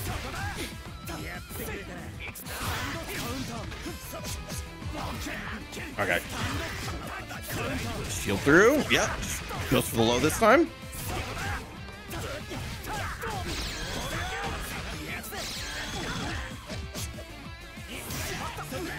Oh, I'll try to combo off of it. Yeah, scramble situation.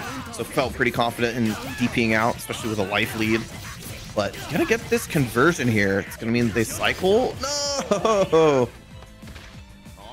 Yeah, unfortunately, quite a big drop because you've been able to get a knockdown, be able to convert into prison.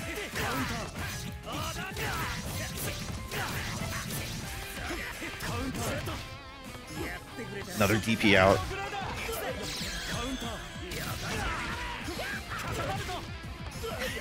Another DP out. Another DP. Just don't want to hold it. Don't want to hold block. But that FF is just too good. It's crazy. Oh no. Oof. Oh no, just outside of the throw range. Yeah, this is nice and easy. You can CVO or steer ender. Doesn't even need any of that. Gets the combo. Zadriel does not want to block. Yeah, that is true.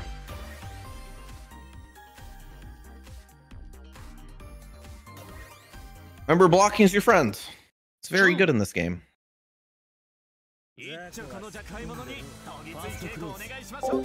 Also, for Carmine players specifically, I'll share a no blocking strat afterwards. But It takes a lot of work. Ooh, nice. He's able to get the combo off that, but yeah, a lot of assaults working out for Zadri, something they go to quite often. Yes. Oh, just a little bit too far for the DP. Needed to get it on the first hit. Seeing a lot of gold text though later in the bracket, which I'm happy about.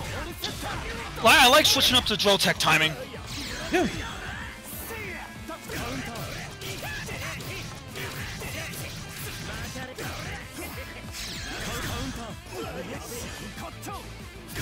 Nice bomb. Unfortunately, couldn't get the trade off of it.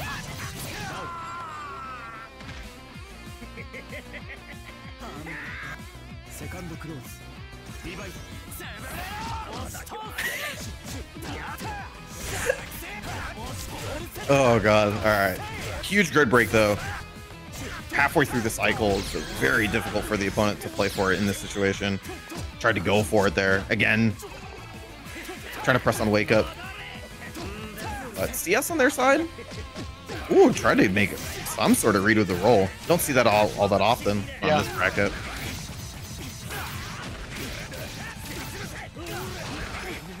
Knockdown. Oh, goes for the overhead. God. Oh, okay. Just like W. Let's have the meter afterwards. I'd like to see like some sort of CS mix here. Oh, okay. No, just let the bomb do the dirty work. I like that. Yeah, I like that too. You could have layered by doing bomb first, then try to run some mix with CS afterwards.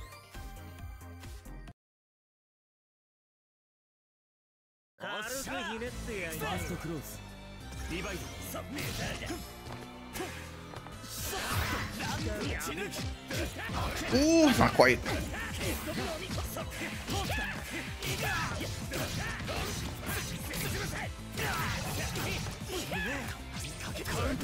Yeah, CS immediately on scramble situations. Also it's a very good thing to do in general.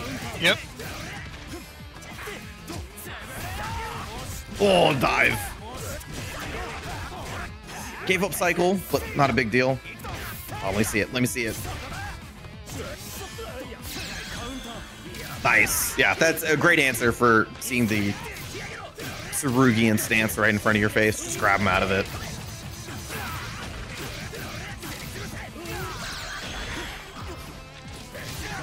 Woo. All right, scary situation. There's a couple of ways you could have finished that off, but worked out nonetheless.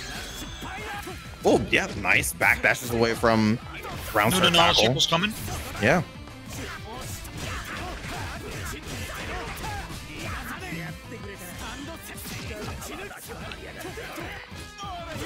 Again, Coffin may be doing a lot of FF to start the pressure.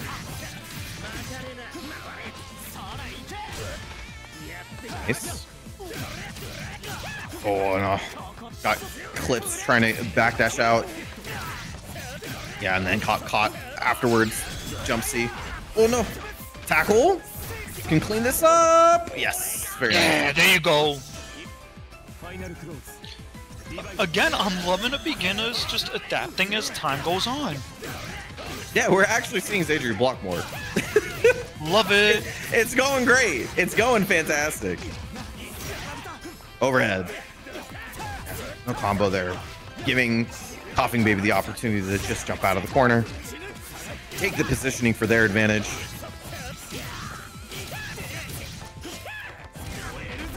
Oh, veil off.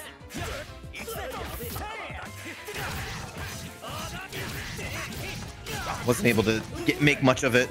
Still has the CS. Yeah, just gonna spend it in neutral. Just hoping to sort of assess the situation, but gets hit on the pull through, and yeah, Zadri able to take it. All right, the easy way for Carmine players to not block anymore is to just get the hit. Yeah, no, idiotic. But how many times do you watch a highest level Carmine player legit just never have to block because they get the hit? They convert it into the prison super, and then they just run the craziest mix known to man. Like, it's so difficult to deal with. So not only that too, Carmine, just you don't want to block in general as Carmine, because You have to spend health for Carmine, and health to Carmine is key. You really should watch your health with Carmine, because if you're on low health, you really can lose the round in like an instant. Yeah. So managing your health is really important. But great stuff nonetheless. I will say, just in general, I think for both players, honestly, I noticed a lot of situations where you had resources and they didn't get spent for one reason or another. Like for Coughing Baby specifically, there was that after the post Veil Off situation, you ran a mix-up and then you just didn't cancel it into super afterwards. And like, you have no reason not to. Like that Veil Off was gonna run out unless you were thinking about like kind of slipping it in some point later at the very end, but that's very risky. So like, Right. just like spend your resources when you have them. CS when you have CS. Don't hold on to it for like a super important situation, because a lot of the times you get hit before that important situation happens. It's best for you to just kind of make that interaction more positive for you than the opponent. So, Pun Error was the one that sent, Insight to Losers. It was the one bag. Wow. Gotcha. Yep, good situation here. Gonna be able to go into net super. Yep.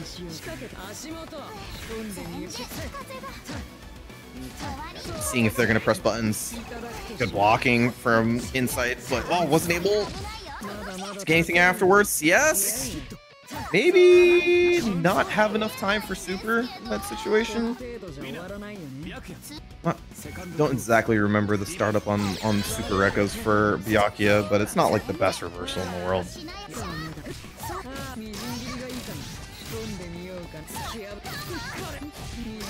Nice. Alright, so another great hit here. Spend it. Nice. Insight said time for my revenge. I love that Insight already mixed up how they're interacting with the net super. The first time they kind of blocked it out. The second time they were more willing to I roll. like that adaptation too. Oh, get this combo. Yes! Alright. This one's nice and simple.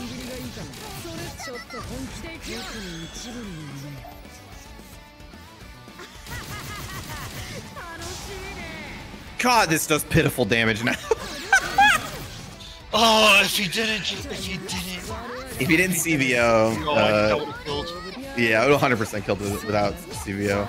There's Tarragon only because I know, like, I'm watching you play and you have the flow down that I was mentioning before, like getting the hit into neutral, combo, Oki afterwards, etc., etc. The optimization for that is the cool Veil Off combo. That's really neat, where you go into net super, Veil Off, you know, super, and then IW, or just IW in there raw. Just the CVO is not as valuable, especially for this character.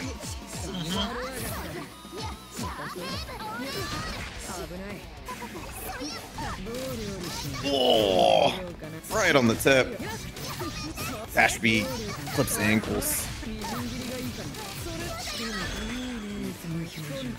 So gonna have CS for this mix-up this time. Yep. Let's see what the vortex is. I like the CS, right? But Yeah, I wish me it too. wasn't. I wish it didn't come out one time. Unfortunate. Yeah. Oh, don't rob me, game. No game! Oh my god! I thought the game was gonna rob me. Yeah. Don't rob me of seeing a Byakuya mix up. I might hate the character, but I want to see Haunted Horse setups. Yep. Trying to stick a button into that area after the reverse beat. Okay, are we hiding Nanase tech right now, Sinner Blue? Come on, I know that ain't you. Jungle Snipes, come on now. Come on, it's a beginner. We gotta let the beginners know that they can do 2-1. They can up back 2-1-4C. All right, one more time. Oh yeah, down backing a little bit too often there. It's not tech. Yeah, It's frame data. Ah, my bad. Forgive me. it's not tech. Yeah, that's true. You're not incorrect. I do love By the way, for Tarragon, great stuff. I love that he kept it so simple on his his mix because Inside, I'm so sorry. That was a tech, not a shield. Oh, my heart. That happens. That happens to the best of us, though, for sure. Unfortunately. But I love keeping it simple there, just like literally just doing the 2Bs over and over again. All right, relax over there. Relax over there. You're a great player, Insight. Like I don't know if you're. That was some cool stuff. I don't know. I don't know if you're feeling it right now because you know it's the worst after a loss. But you are a really good player. Like you're on the right path here in terms of getting better as a player for sure. Yeah, no, 100%. All the players I've seen so far. Yeah, Insight's a Persona player, and they say that a lot in the TMN Persona chat. I don't really like that they say that, but they do. All right, well, I don't know that, so when you put it in the Twitch chat, like, bro. All I'm gonna say is that everyone should be happy with how they did, regardless if they went 0-2, regardless if they went 2-0 and still living in this bracket. This is a beginner-only bracket. We came to have fun, good vibes.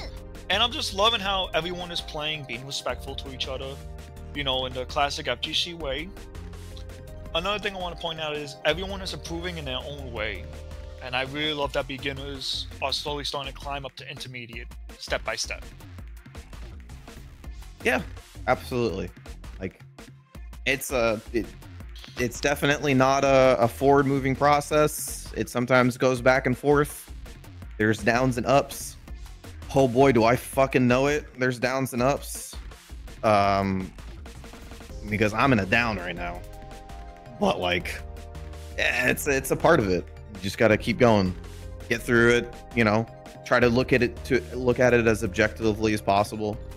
And you know, at least the wonderful thing about Uni is that I feel like even if you don't know jack about the matchup, you can always look at the game and just go, all right, how can I play the Vorpal cycle better? Like you can at the minimum just do that in literally any one of your games. You can be like an advanced level player by having no matchup knowledge and just learning how to play grid better than everybody else. Yeah, no, 100%. All right, Lemon Lime versus Jungle Snipe. So winners finals, first to 3 format, 3 out of 5, a little bit longer. And definitely, when you get into this portion of brackets, it's very nice to have a beginner bracket to put yourself in and get a first to 3, because it does change some things. You need to go a little bit deeper into your pockets.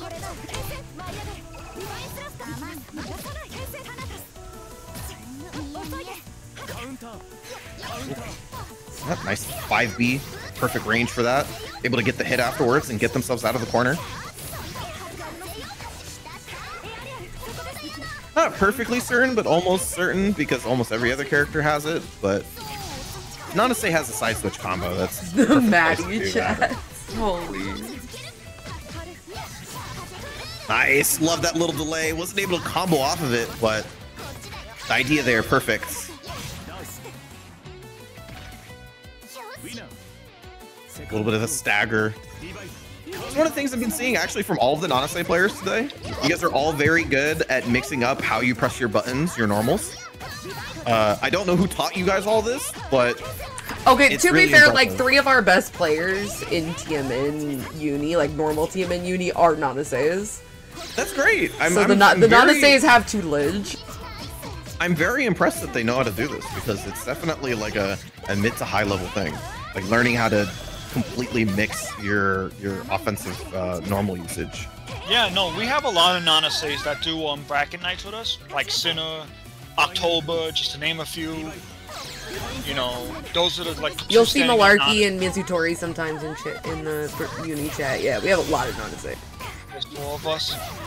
Sinner, I'm naming the obvious ones off the top of my head. I'm gonna be honest with you. There are a few, but it's great. Like I think that to find some like character specific tutelage is very nice. Their formal name is to Nanase Nation. Thank you very much. True. Oh, I did not know how that interaction was going to work out. That was very a weird very weird situation. interaction. Yes, keep pressure. Oh, finds a way to get a throw in there. Yep, from downtown. 2-2-C? Oh, I would have preferred 2-2-C over that. To tell you the truth. Yeah, I wonder why 2-2-B. No, 2-1-4 BC, you mean? 2-2-C, if you do it after a draw, you can basically go for an assault JA. You could do a high 6B or go for a low 2A. Yeah. And you keep the opponent locked down for a little bit longer, so Oye can get back up and run the basic Oki.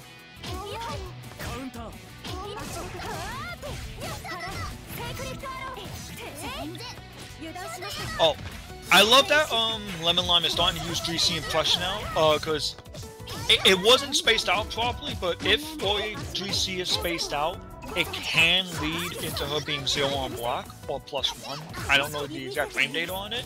0, you're right. 0? Okay. Yeah. And in that case, then.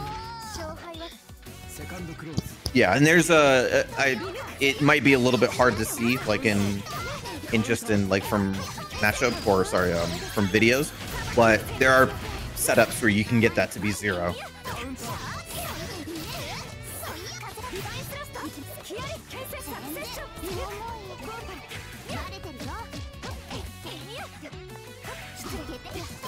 Oh, great shield into punish. Very nice. Love the patience Jungle Snipe was showing. Oh, yep. Sees the red miss. Nice and easy DB punish. VO. Yeah, very nice. Kill? Yeah, no.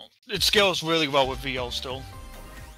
Yeah, her God, what's the minute? It's on the higher end of minimum damage. Not only because of that, but you get the combo afterwards.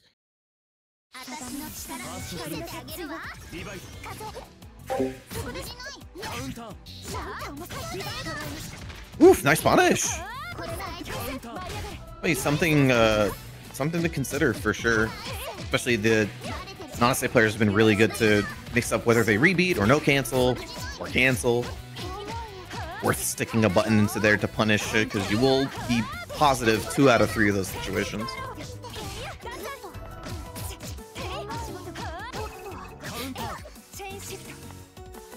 Kind of dialed in that rebeat mix. Great spacing from Lemon Lime. Knows that they have control, especially with meter, with positioning. Or maybe they're trying to move around.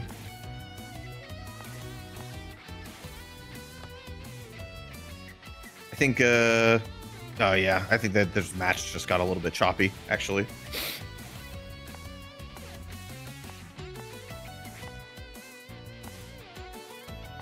I don't love how Oria can cancel her overhead on the block.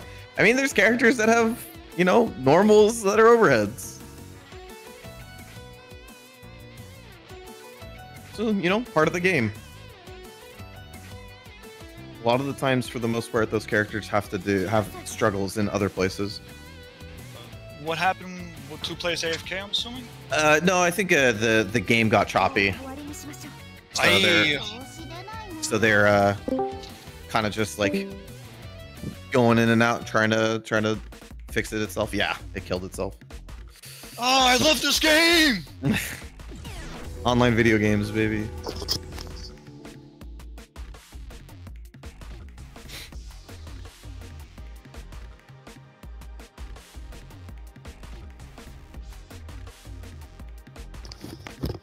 Yeah, I'm with you, by the way. Like, any of the characters that get to special cancel their overheads, I struggle with because they're really good at like sort of mixing it up when they're going to use it.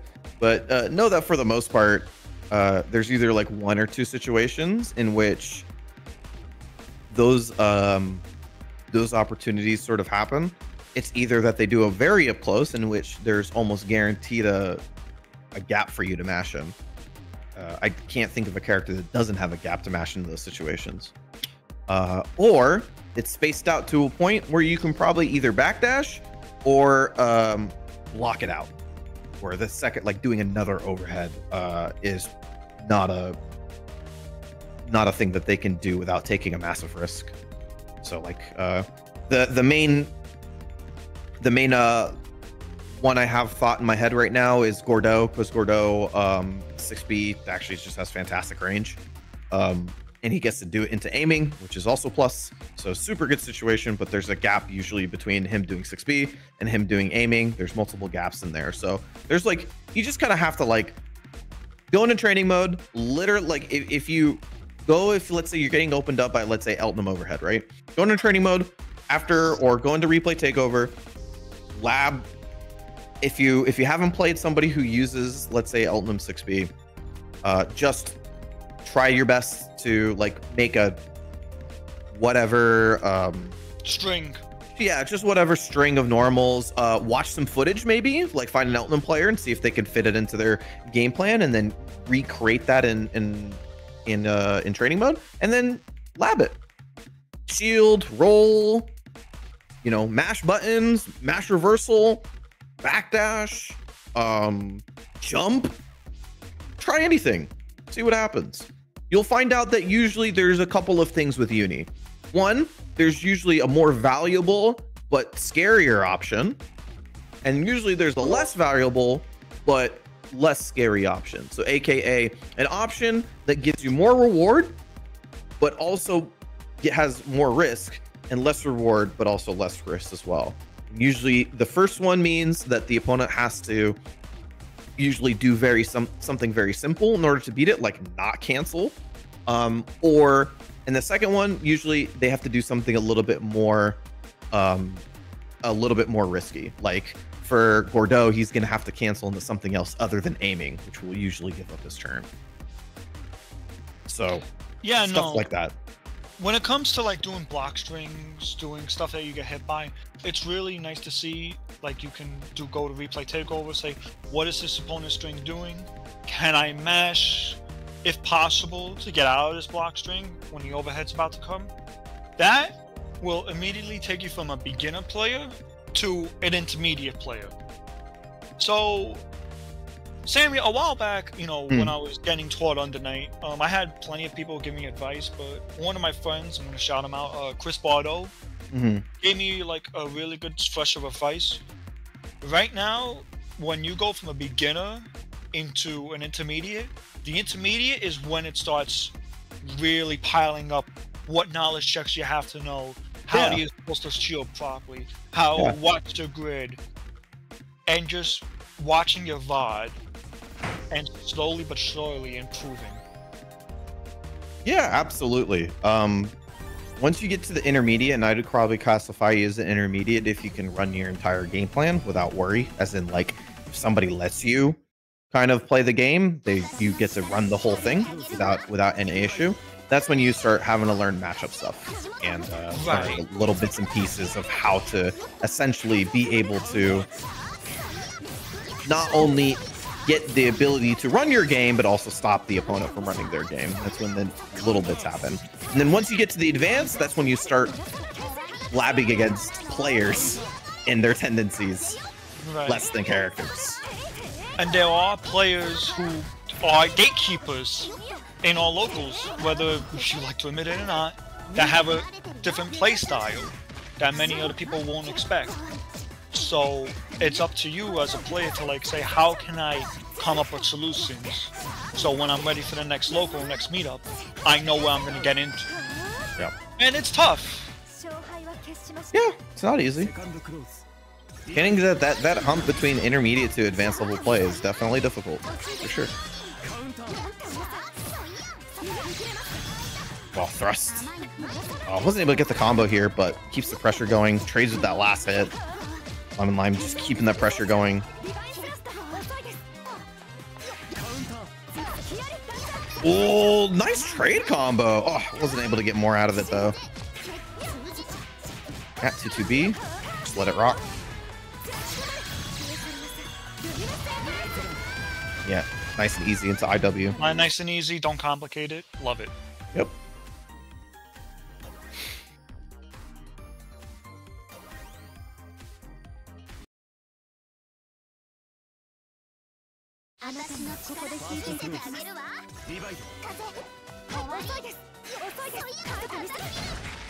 Ooh, went for it. Oh, pick it up. Very nice.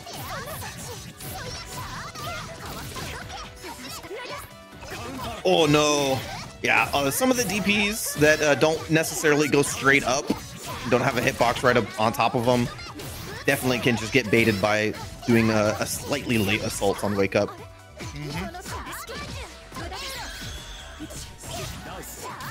Yeah, just kept it simple there. After 2-2C, just do a 2A for frame trap.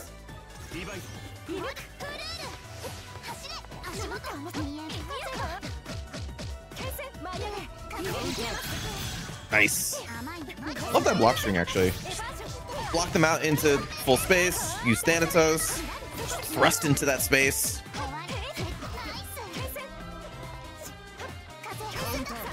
Oh, no. Combo off this. Very nice.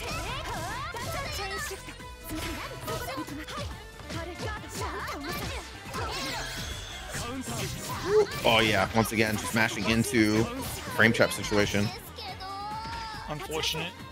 I don't mind you mashing into the frame trap situation, but you do have to implement another mashing option.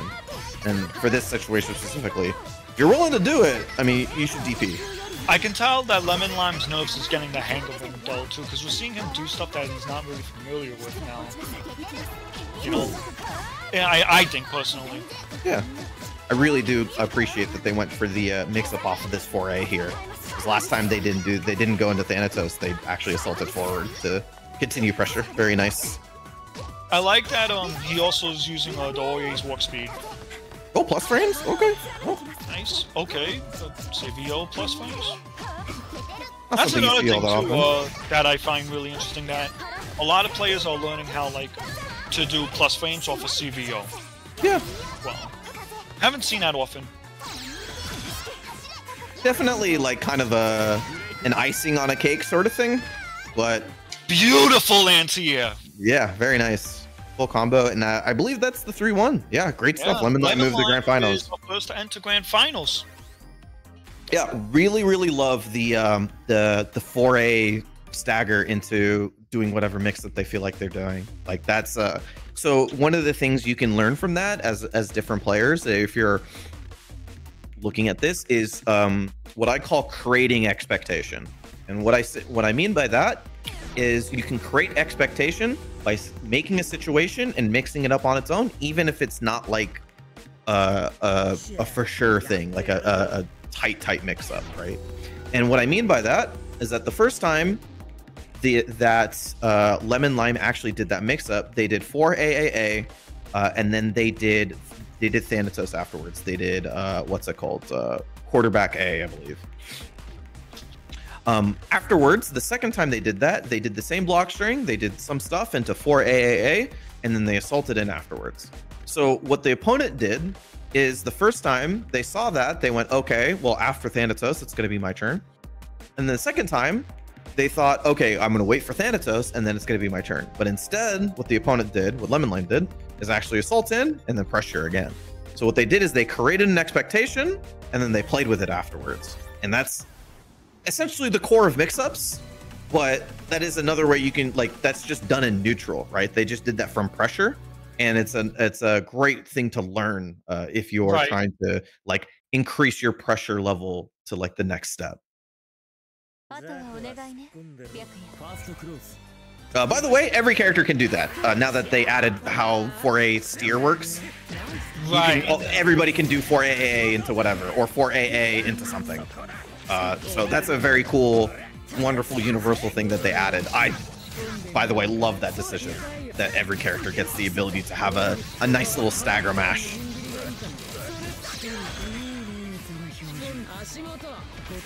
So, losers finals, Adri versus Punair.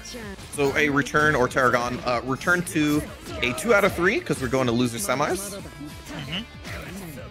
I like how Tarragon's been doing that whole spacing out his buttons, you know, and making sure that he's in his buttons range. Mm-hmm. Yeah, very important thing for Byakuya, especially because the character has slightly slower than average buttons in most of the ranges, but they have good range, so it's just about pressing them at the right time most of the time.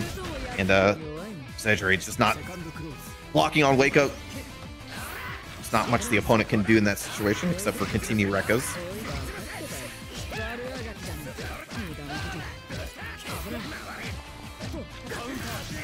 Nice. Mix that throw in there. Actually wins some cycle, so very big deal for Zaidri. Great mix-up.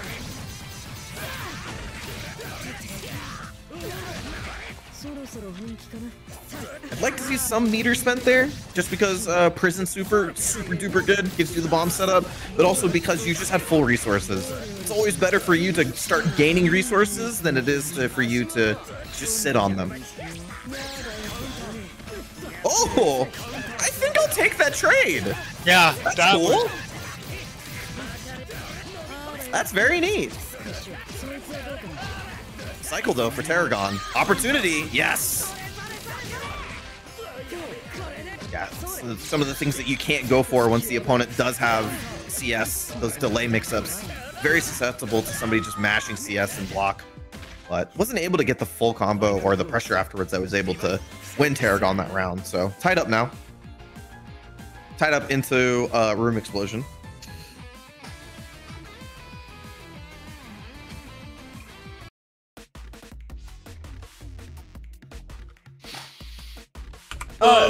Did they both have a round? Oh, I love this game again. They both have a round, yeah.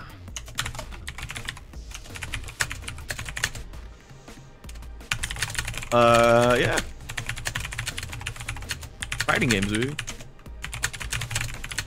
Other than Zaidri continuing to not block, love that they went up to run that mix afterwards and played off the cycle. Understood that like Tarragon was blocking out majority of the situation and trying to basically block until cycle was up, and then they went to go run forward and steal cycle by getting the throw afterwards. It's good for you to down back in those sort of cycle end situations, because for the most part it is up to your opponent to deal with it, but you can definitely can take advantage of it given the opportunity.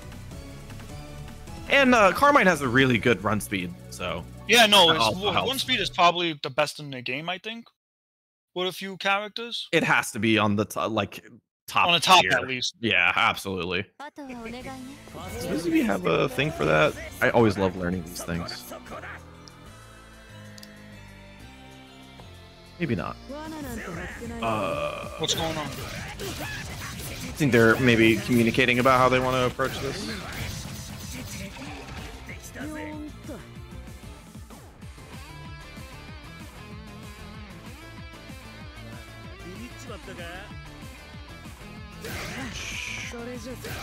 Okay, there isn't like a full chart about this, but I guess they're replicating the situation again. They're gonna both take a round and then burn all their meters to start. Okay, no problem.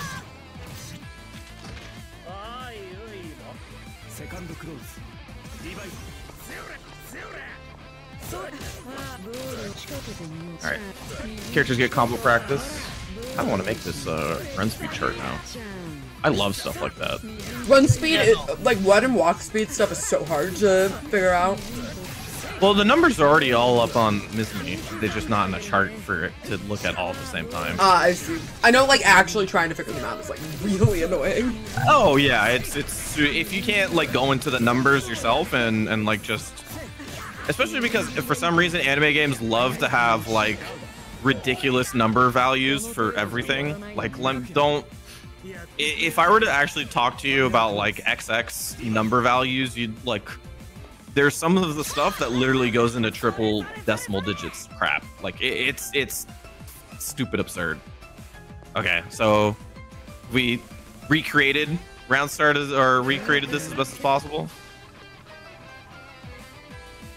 Zadari, you have to use your meter. And not hit the opponent. Okay, just play it. Just play now. Just play it.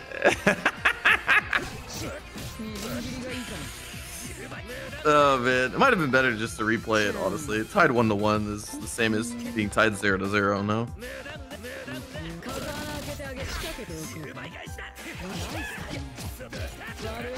Okay, I think we're getting into it finally. CS, yeah. Didn't get the super out in time.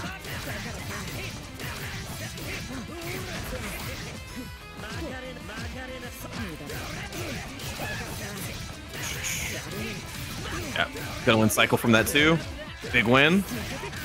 Overhead. Yeah, just in the perfect range for that. Real setup. And it's open up by the overhead. Oh, gonna kill.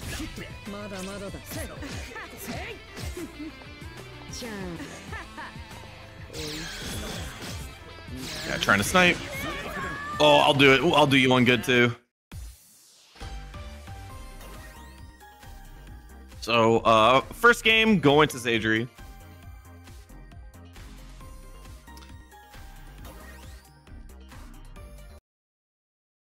Definitely a weird situation, so hard to really comment on it. We'll get into this one. Hopefully hopefully the lobby holds up. But nice backdash. Able to get a hit afterwards. So first hit for Byakuya, not that valuable, but very nice to be in the corner. Gonna get this one mix. Definitely a big deal if they get this hit though. Oh, going for an extra layer mix with the double assault. Ooh, I love it. Love it, love it, love it. Yeah, adding a little bit of extra flavor to that. Zadri finds the opportunity.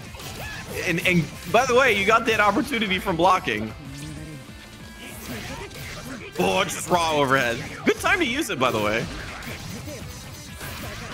A lot of the times you set up your overheads, it can kind of give the opponent a Jason tell. Riot blocks chart. Pun error had 3 dots. Have you ever seen that? No. So Jason Riot used to talk about block theory and how he went about like running his pressure and doing his mix-ups, and it was like he made a chart for it, and it was like basic strike throw basically was what it was.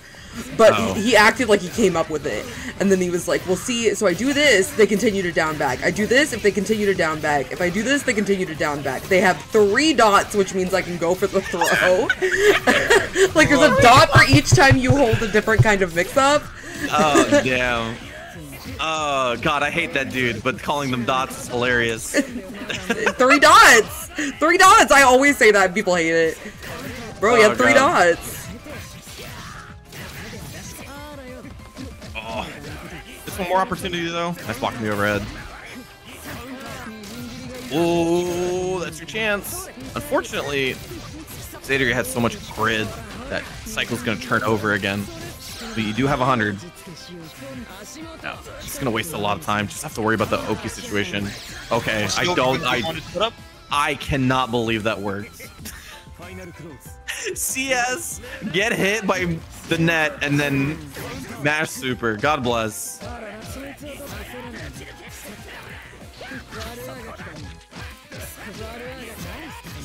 This is set point for Zadri.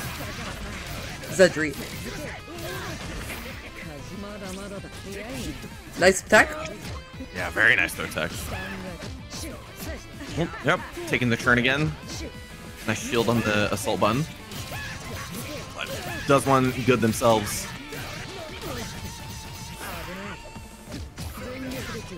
I like Panera's use of guard thrust. Yeah, love it. Especially honestly, in a beginner bracket, like people are not going to be baiting a guard cancel that much. No, I honestly, even at the highest level, guard thrust don't get baited out. Like, yeah. It's kind of this thing that just got implemented into a usable version in Uni 2. So it's gonna take some time for people to sort of adjust to that, and especially considering that people still aren't using it to its max potential, at least in my opinion. So well, even like it'll in definitely general, take some time. like I mean, like in general, like unless it's a game where like it's balanced around guard cancel being good, like like you know. What was guard cancel really good in the Street Fighter 4, right? It was like fucked up in that game, and then there's like Grand Blue, obviously more recent, that where guard cancel's really good. So, but in a game with like it's just another like defensive option, like this, like Guilty Gear, you know, stuff like that. People at this level are not going to be trying to bait your guard cancel. The only problem you would have is if they're staggering their pressure or leaving gaps that you would not guard cancel. And that's just knowing when your guard cancel is safe, you know? I do want to watching say, to have a button coming at you before you do it. Right. Yeah. Definitely. It's definitely something good to learn how to use. I think as even the best players are learning how to implement it a little bit more and more as we go along. Not only that, too, the guard canceling in general, especially on a beginner level, I encourage beginners not to use guard cancel as much unless you know how the interaction is going to go. Pretty much. Yeah.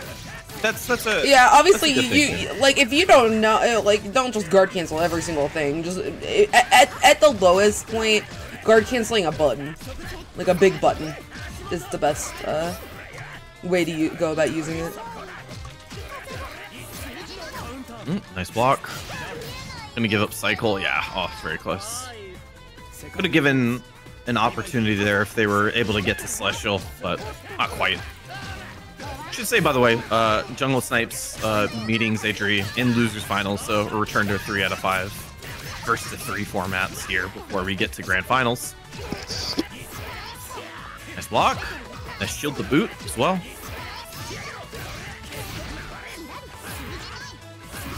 There you go. Just do it 4 times in a row. Absolutely. Let me see it.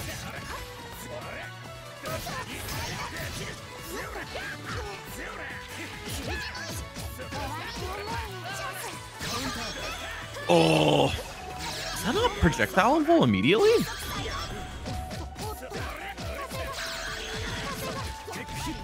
Oh, nice skull tech. Yeah, press the buttons afterwards with no resources. They had to CS in that situation to make sure that they had the best case scenario to take a turn, but still worked out. Zadri able to take the first game.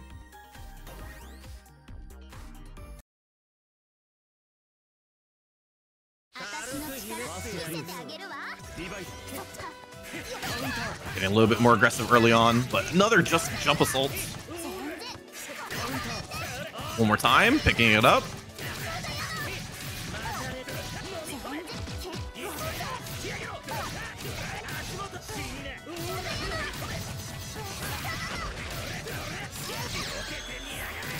The IW. It's gonna be close.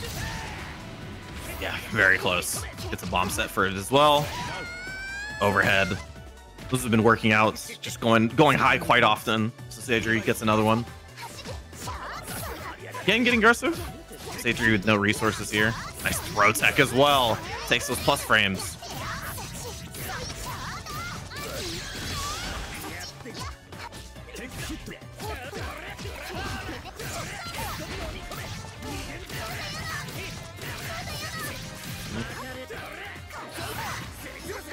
Sniped out of the air.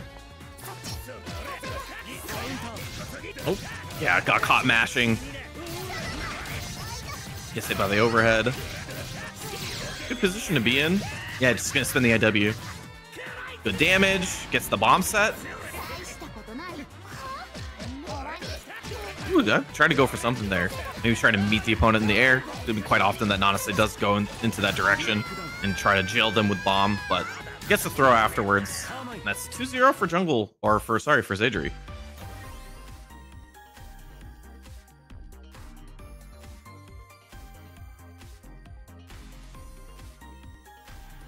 Yeah, a little bit of a break. I think maybe for Jungle Snipes, those 2 games kind of went into a blur a little bit. Definitely one-sided, so take a breather, go into this one. Yeah, no, always important to take a breather, especially when something doesn't go your way as well. Or yeah, just feel like you have to take a breather just so you don't get, discouraged. Yeah, it's it, especially when games go this sort of far one-sided. It generally means that you're not like that far in sort of the cycle of decisions. It's good, okay for you to reset yourself to square one. And the importance in taking a break, especially if it doesn't matter if you're 3 down, if you could be up 2-0 and you're like, okay, I need to refresh my mind, go over the gameplay I want to go through. There's players for like high level like Street Fighter playing for hundreds of thousands of dollars who just take a break every single round. Game ends, I'm going to take a break. 10 seconds, take a Yeah, breather, if you, and then move on. I know exactly what you're talking about. If you watched Capcom Cup, so many players, every single game they lost, they went back to the character select. Yeah. It is like a very common thing. You just gotta take a second, think about what was working, what wasn't, and get back in there. And obviously it worked for Jungle Snipes. Really strong game they're having right now. Now there's just like... Yeah, there's definitely a great change of pace here. Feeling the confidence on top of which you can see how they're approaching the game. They're just really feeling that they can press the buttons at the correct time whenever they want, and got a equally handed game from Zadri. So Jungle Snipes puts themselves on the board. Aggressive early on.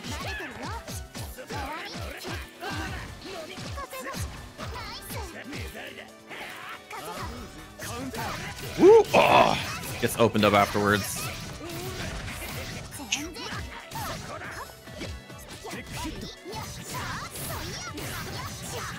Yep, post-throw tech situation.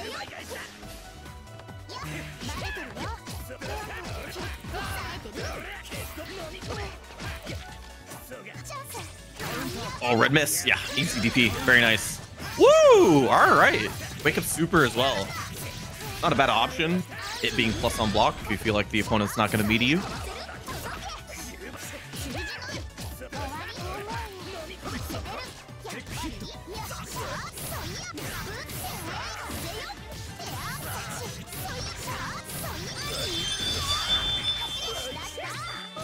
The ring doorbell sound? That's great. Yeah, what was with the door chimes? It's the sound your phone makes when someone's at your door with the ring doorbell thing. Why is it's Someone's at Yuri's door. Nice block in the overhead. I just love like that Zay is just keeping them in like simple, not overcomplicating it. Just going to the B&B. God, nah, something new. The hard knockdown. Nice. Yeah, and able to take it 3-1. Great stuff. I'm loving this Carmine. Let's go. Yeah, absolutely. There's definitely a confidence to how they play. They just go forward, and they know that their stuff's gonna work. And that's a skill I don't even have mastered. I'll be honest with you. I don't have that like. Me neither. I don't have that confidence where I just do stuff and I go, all right, it's gonna hit. I have never been that type of player. I've never been the type of player who's like, yeah, I'm just gonna do this, and if you don't block it, I guess that's fine. Yeah, just like you just do it. The Zadri's the player where it's like they just feel like everything's gonna hit, and even if it doesn't, they forget. They like immediately forget right afterwards. It's like, it's gonna. That's the kind of confidence you have to have, though. Oh yeah, absolutely. That's the confidence that makes like the best KOF players. So true. And like those people are nuts because they're like people who've just like they just like vibes out wins by just being like, yeah, this is gonna hit. Like no frame data. Do you remember we on your stream at some point we were there was like we were watching a KOF and someone like did this really fucking mix up, and then the other person just on reaction did like a zero after flash command grab, like knowing, I don't know what that is, but I think Score. It's gonna lose to this. Yeah, Score. It was Score who did it. Yeah. But they saw it was Lao Yagami actually went for a mix-up that he hadn't gone for before. Yeah. And he just said like, oh, I haven't seen this before. I know it's gonna be something weird, and then just supered on wake up. And I was like, perfect. Like that is such a high-level response to something you've never seen before. But like he's just confident, like he knew it was gonna hit, so he just did it. Yeah. Anyway, we are getting into our grand finals here. Lemon Lime versus Zadri. So grand finals, Lemon Lime on the winner's side, which means Zadri is going to need 2 sets of 1st to 3 in order to take the bracket. It's tough ask because Lemon Lime's been playing very well. Lemon Lime's been killing it. But Zadri's had a lot of momentum. Nice punish.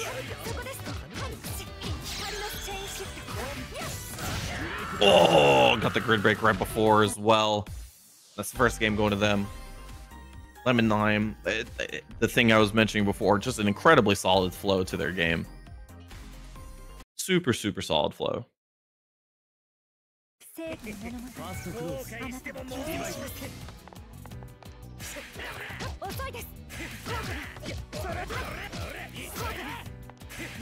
Good shields. Oh no, gets opened up afterwards though.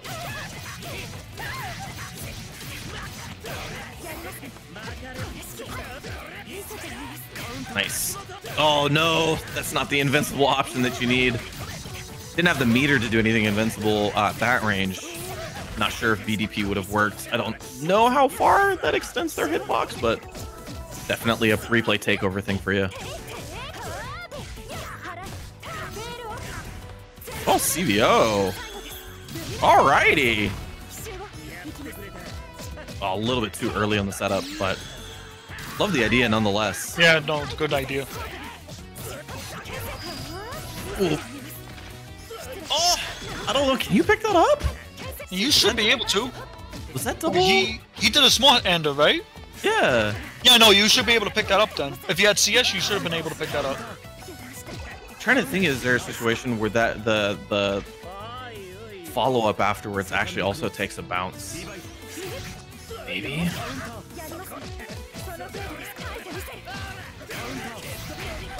That's your homework on the line. Yeah. Yeah. Wait, he had did he have me? Did he have CS? Yeah, no. If he had CS, you should have been able to combo off of that then. I think so. Yeah. If you dashed up though, like if you macro dash 2C, you probably could have comboed off of it. Oh, missed the combo. A little bit too early on it, but the right idea nonetheless. Yeah, super. Gonna recover a lot of life back. Ooh. Yeah, gets the throw back to the corner. Ooh, not a bad option to deal Not with. a bad option at all. 214C. Nice block. Oh. Tried to take their turn afterwards though. Yeah, and got hit once again. Tying up the round count. Oh no, wait, sorry, that was 1-1. My bad. Tying up the game count. My bad. Game count's 1-1. Making a little bit of adjustments. I'm liking what I'm seeing.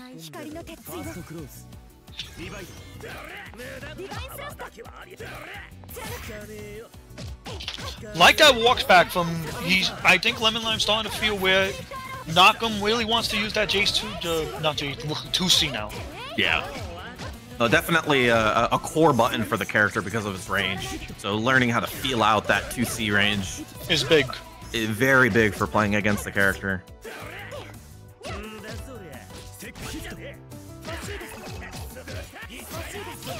Nice tech. Oh, gets opened up again.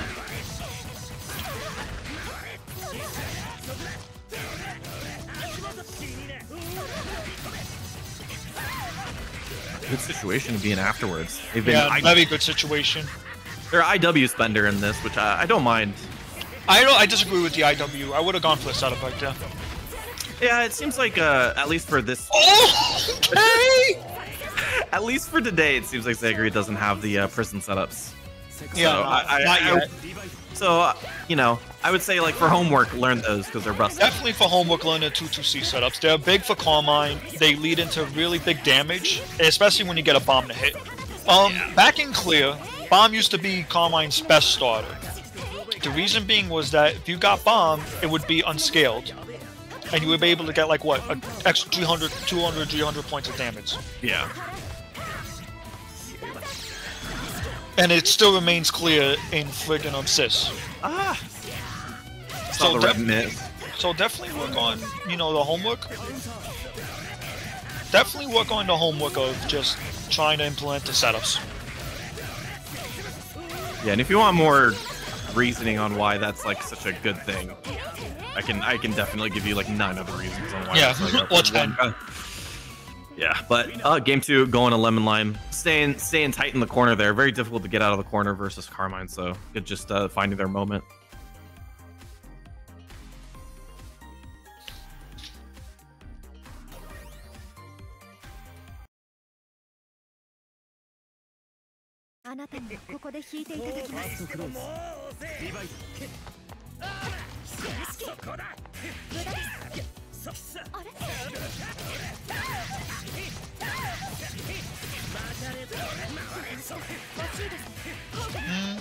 One more time. Yep. A little bit out of throw range, unfortunately. Now there is a way. To finish that combo if you go into 6-3-8. I would like Knock'em to test that combo out that he's doing and see if he can get it in a hard knockdown.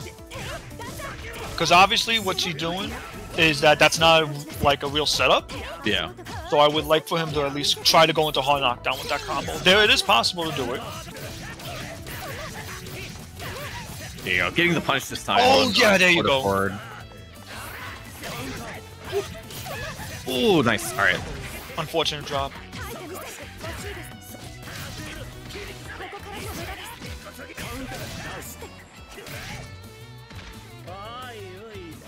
Nice. Blocking, finally getting that block after the, after 2-2-A, but unfortunately getting hit afterwards. Still plus on block. Super, super good. Double frame situation. Sort of kind of similar to what I was mentioning with Gord, where you do 6B into aiming overhead in the plus frame situation.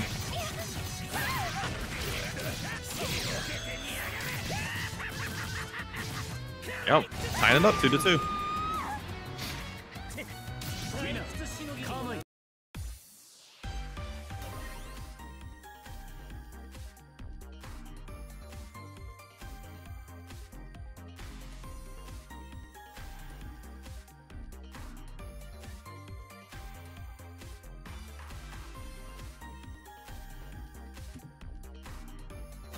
Taking a break as well. So both players actually get to this point and take a break. Both players are actually taking a break. Yeah, very nice. Why does Puddle exist? Because it's cool. It's cool. Needs it. It's cool. Nothing. It'd literally be. Yeah, this character terrible. would be absolutely terrible without it. I'm not even saying honestly. that. I'm just saying it's cool. It's a neat tool. Fighting games should have cool characters that do cool things. Honestly. Oh, All the with characters.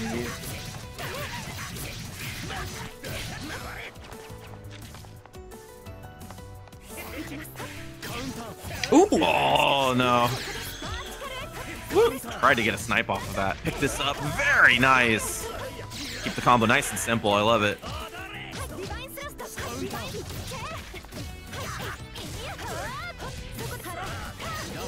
There you go. Tournament point here for Lemon Lime. Lemon Lime on tournament point. Milam on a tournament point. Fourier in grand finals? Absolutely. This character's great. This character's great. Super duper good in this version. Actually struggle to find a character that I think doesn't belong in grand finals in this version. I think they're all so good. Chaos. Chaos. Chaos. Chaos is hard to play with this version. Yeah, that's true. But, you know, even then we saw, you know, at Flashback, top 4 versus top 4 and top 5. Okay, with Lemon Lime not Chaos. blocking now. This is so sad. It is hard to block. Plus frames, yep. Lemon Lime, come on, Lemon Lime. There you go, Lemon. Oh, okay, okay. So, 2-2, as you know, is plus on block. It's plus 1. So, in order to counteract that, you have to shield it to make it -1 so you can take your turn back. For those that don't know. Yes. And again, once you start interacting with that in that way, it's going to get the Carmine player to either do something different or just constantly lose their turn. And that's even if they do something different, that's your win. Oh, Come on, you got this. Oh. Plus on whip. Yeah, keep it so simple. Simple, dare you? Come on! Congratulations, Lemon Lime. Congratulations. Winner of your Uni 2 beginners bracket. Congratulations. Congratulations, Lemon and Lime.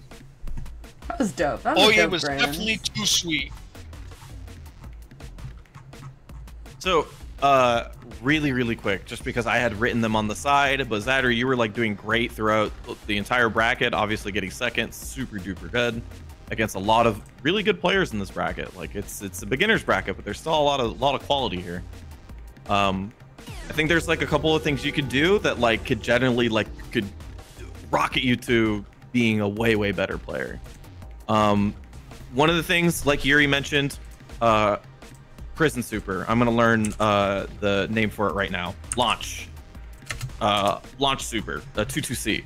Super duper good. The reason why you want to do it is because not only does it cost only 100 meter, and it gives you an even better knockdown than IW does, which for a lot of characters, I would say like there are situations where using IW is more valuable, but in this situation, that it gives you a even better knockdown than IW does, so it's more valuable. I suggest learning how to route into that, not only because of that, because only it costs 100 meter.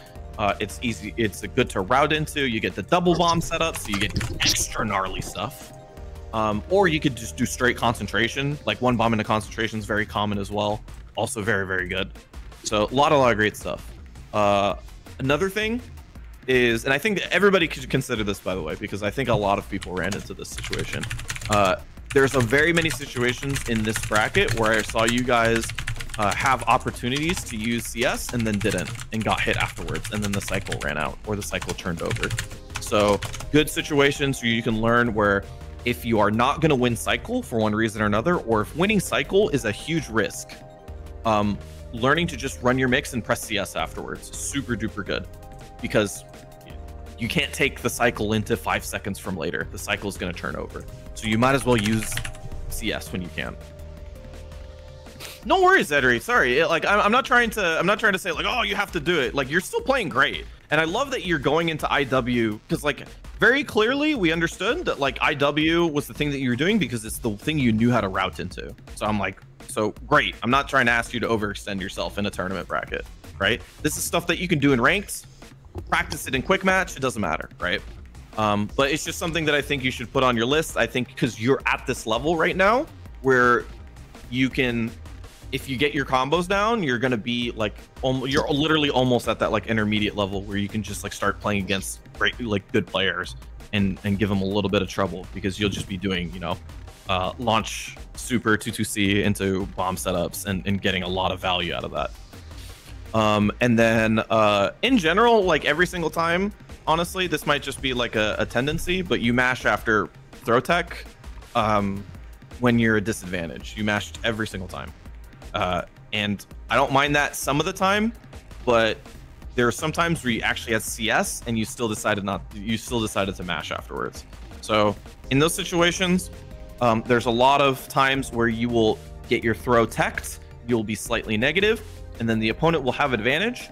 It's very good for you to CS, especially if you have resources or have options for you to sort of gauge the situation afterwards, and even scare the opponent from even doing offense afterwards. So it's good for you to just do that, get that habit into your head, because that habit is going to be extremely valuable to you until you get to the super advanced level, where whether or not you use CS after post throw tech is a mix-up in and of itself.